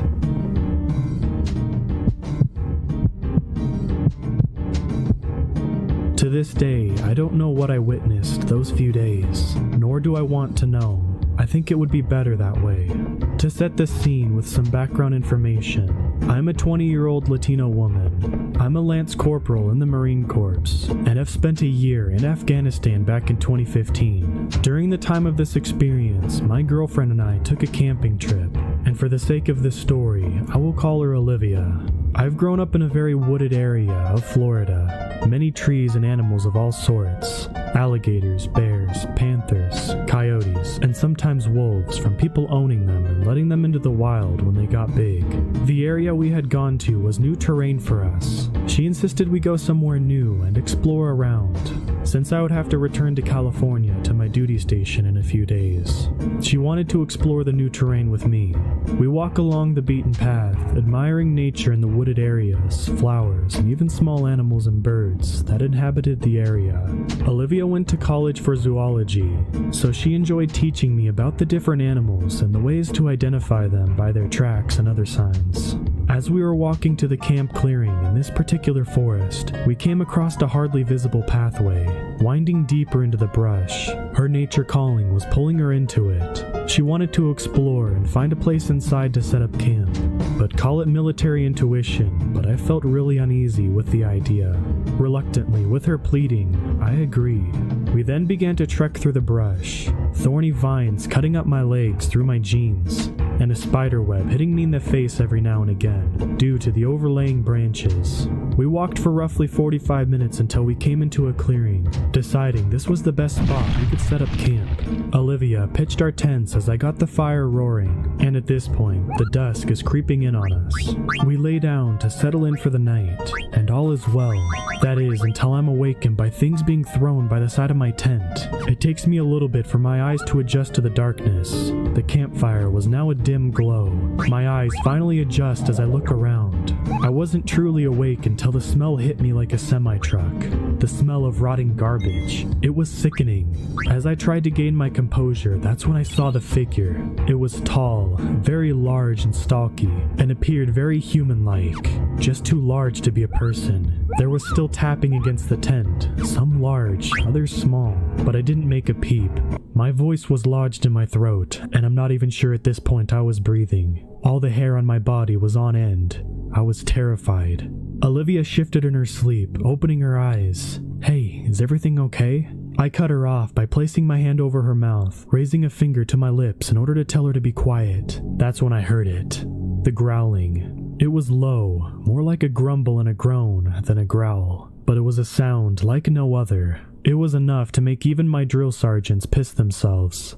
Our eyes directed to the zipper, and it began to move. It slowly started unzipping. Whatever this thing was, it was getting into our tent. I reached next to me and grabbed a small handgun I took everywhere with me, and took aim. A rather loud bang is heard as I took my shot, making a direct hit into the thing's shoulder. A monstrous growl scream is heard. It rattled me to the bone, and Olivia only cried out of pure fear. We watched as this figure disappeared, and we didn't fall asleep just in case it returned. I stayed with her all night, my handgun at my side. The next morning, we were packing all of our stuff and getting ready to head out when we saw it. A stocky figure standing in the tree line. It was around 8, maybe 9 feet tall. It was large, hairy, and seemed rather human-like, besides its dark, deep eyes and fur-covered body. It just watched us as we collected our things. We never broke eye contact either. The thing just watched before sinking back into the woods. We've never ran so fast in our lives back to the main road. Olivia still has nightmares about this thing that terrorized us by throwing things and opening our tent. And I'll admit, the thing really creeped me out. Let me just tell you, I haven't been camping since. During the summer of 2016, my larger group of friends and I went camping out at this spot called Desert Creek. It's a place that's about 100 miles from any town, deep in some mountains in Nevada. I'm not of any sort of native descent, but I've heard a few skinwalker stories before. I didn't believe them too much until this night. My large group drove out to the camp spot and got set up. Being stupid teenagers, we started drinking. It was 4th of July weekend, so the camp spots were sort of busy, but all of the spots were pretty far apart, so we didn't think we would have too many problems. The drinking started around 2 in the afternoon, right after we set up camp. While setting up my tent, I noticed some odd footprints, but didn't think too much of it. By the time night fell, all of us were pretty drunk. I decided I had to go take a leak, so I walked over to a tree. But before I could, I saw what looked like a coyote, but something was off about it. It turned and looked at me and stood up on 2 feet, and it sounded like it was trying to say something to me, but it couldn't get out the words. They were just sounds for a few seconds. I was paralyzed with fear, and then it seemed like the words started to become more clear, but it's still not right. I heard my best friend, let's call him C. C's voice came from its mouth. "Hey, hand me another beer." That's when I snapped out of it. I turned and ran back to camp and told everyone, but no one believed me, and I wasn't sure if I believed myself. But after, I became really paranoid. I thought I could hear sounds all night. When it was time to go to bed, I had almost forgotten about it. Keep in mind, we were about 2 36-packs, in between about 8 of us. I was lying in my tent listening to the crackling of the fire when all of a sudden I could hear footsteps, but they were scattered. I looked out the window of the tent and saw a humanoid figure about 10 feet away standing next to the fire staring at me. Then it said again in C's voice, "Hey guys, I think I'm gonna go to bed." That's when I heard C say from his tent, "What was that?" He poked his head out of the tent and screamed. Everybody got up at that point. And that's when this thing turned and lunged at my other friend. Let's call him Jay. Jay jumped out of the way and hopped into his car, which was right next to his tent. The thing then howled this terrifying sound, and that's when I realized the smell of rotten eggs and burning garbage. The thing ran away and C said, "Guys, we need to get out of here." We all hopped into our cars and started driving out. When one of my friends in front of me stopped about a mile from the main road, I got out with the pistol my dad had let me borrow for protection, and I realized my friend's truck had a flat tire. We all heard the howl again, and it sounded like it was in the middle of the canyon where we were in, about a 25-minute drive away from us. We thought we would be okay, so we got to work putting the spare tire on. We had only just gotten the flat tire off and we started to smell the rancid odor again. We stopped and looked around and heard the howl once again, this time right next to us. We bolted to our cars and tried to drive away when this thing jumped out in front of the car and stood up. The creature looked into my eyes and spoke once more, but in a demonic-like voice. Gonna have to try harder than that. I slammed on the gas and this thing jumped over my car. We got out of there and drove 150 miles back home, still drunk and way past curfew, but we didn't care. The next morning, I drove my friend back to his truck, and when we both got there, we were both struck with this terrible feeling in our stomachs. His truck's windows were broken, and scratched into the car all over the place was every single one of our full names. There were 2 animals in the bed of the truck, but we couldn't tell what kind of animals they were because they were so mangled. From that point on, we had never given a thought to going camping at Desert Creek ever again.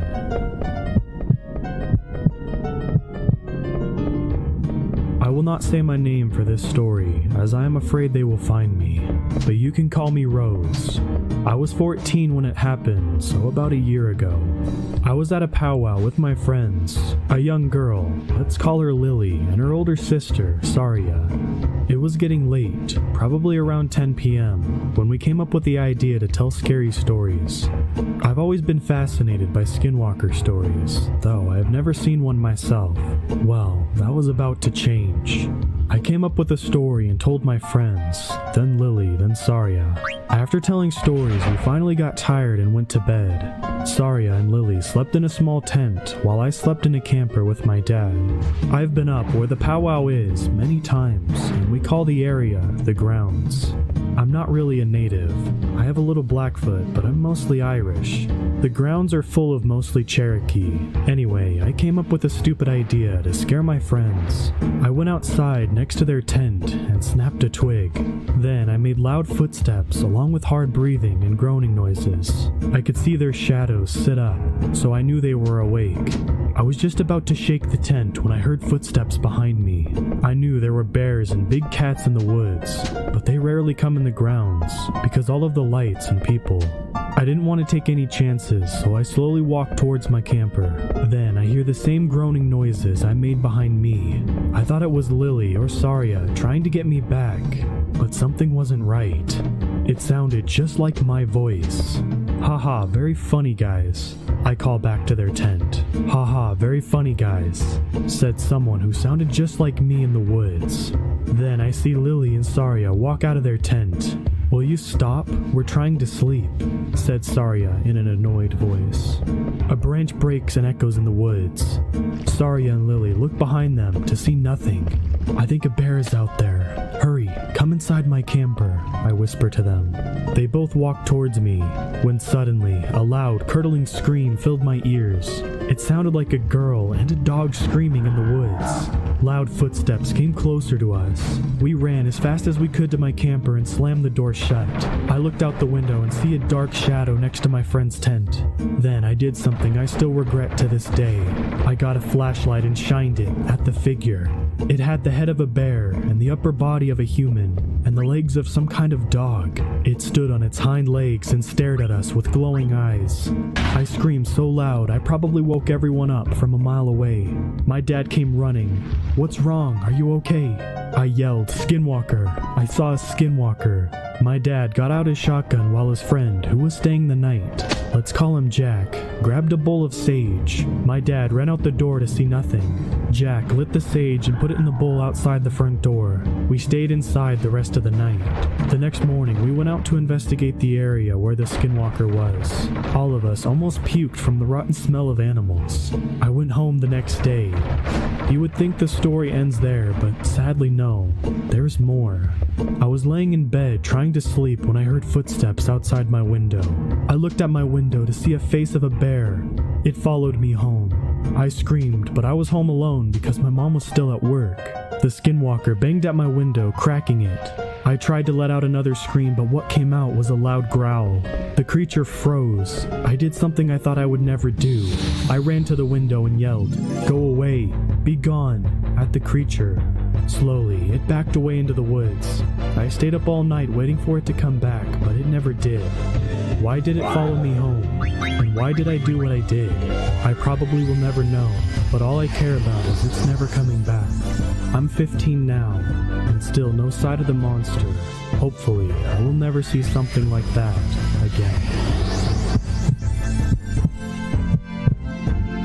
My name is Jonathan. I'm 22. I've encountered this creature twice, so I'm covering the first time I saw the thing, which was when I was 14 and lived with my parents. My grandparents told me stories of skinwalkers, and they took them quite literally, which is how I knew what this thing was. One night, I was getting ready to go to bed, and my cat was in my window. As I went to get into bed, he started growling. I didn't really think much of it, just thought maybe he saw a deer or a strayed cat or dog. He kept going and started hissing. Then my curiosity got the best of me and I looked out the window. I froze. I hadn't looked directly at it. I had just looked at my yard, and its glowing red eyes caught the corner of my eye. I knew exactly what it was. I tried to move, but I just couldn't, as it just stared at me and my cat, still hissing and growling. A couple of seconds went by and it let out a curdling scream, so loud it might as well have been right in front of me. I broke the gaze and closed the curtains, grabbing my cat and getting away from the window. Then, not a couple seconds later, I heard a tapping at my window. I knew they were really fast, so I wasn't surprised that it got to my window so quickly.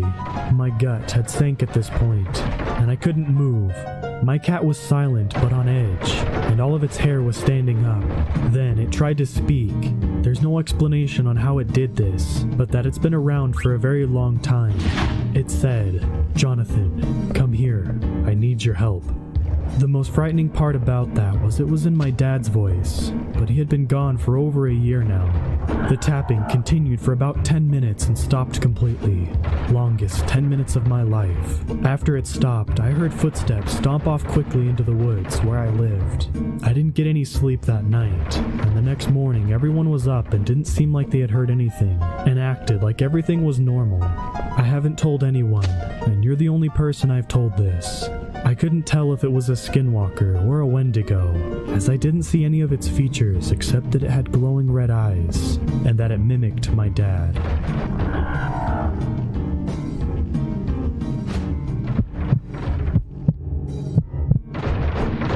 I was 15 when this happened. I have some family in Arizona, so I decided to go out there for the summer.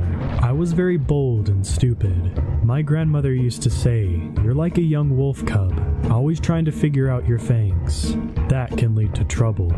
I didn't understand at the time what she meant by that. My uncle, let's call him Tom, told my cousins and I when I arrived not to go out at night. I thought to myself, why not? Sure, the place is colder at night, but I'm 15, almost a man. So I waited until he, his wife, and children went to sleep that night. I snuck out of the house quietly. I was wandering around, looking at everything, houses, stores, etc. I had walked 2 to 3 miles away from the house when I realized that I needed to take a leak somewhere away from the streetlights. I found a house with no one living in it, not too far from the road. I stepped off the street, going around the right side of the house. I was in the middle of doing my business, and I thought I heard a cry from a little girl, but it sounded somewhat off, like if it was coming from a tunnel or something far off in the distance. I listened closer for a while before stepping in that direction I thought it may have come from. I yelled, "Hey, little girl, where are you?" Then the crying just stopped. I was confused. What was going on? That's when I heard it. My own voice, but not quite right. More like a growl reply. "I'm scared. Can you come to the other side and help me get home?" The home was almost a dog's growl. My mind was racing now that I was fully creeped out, and I felt an overpowering need to run. As I turned to do just that, I heard movement from somewhere behind me. At the same time, I started smelling something like rotten meat. Looking back, I saw it. I think it was trying to look human, but the way it moved, like a movie zombie, all stiff. Though once it saw me, it started moving much smoother, plus its eyes were wrong. They look like dog eyes when light hits them at night. As As it moved closer, the thing tried to mimic my Uncle Tom's voice. I just ran from it, but as messed up as its walk was, the thing was fast. I ran full speed, but the thing was catching up fast. The thing passed me, then turned into the middle of the road. I saw something about it, now that it was in the streetlight. Not only was its eyes dog-like, but the face was no longer human, but looked like a coyote now. My instincts told me to run the other way. I was frozen, and before my eyes, the rest of the body snapped and popped as it was transforming into the coyote on all fours. I ran in the direction of my uncle's house. I heard it coming for me as I ran. This is where something weird happened. As it got close this time, my mind went blank. I don't know how to explain this, but I'll do my best. I saw a gray wolf in my mind's eye, and I turned, realizing a growl from my mouth that even sounded like a wolf's growl. The thing stopped, clocked its head to the side, and just stared at me. The thing looked like a coyote, but it was standing on its hind legs. I started walking backwards, seeing the gray wolf, and knowing I was using my instincts at the moment, that if I turned to run, it would cease to chase me down and get me. I kept my eyes on it until I was almost to my uncle's door, where I regained control of my mind. Going into the house, I heard scratching on the door, asking in different voices to be let in for an hour. Then it left.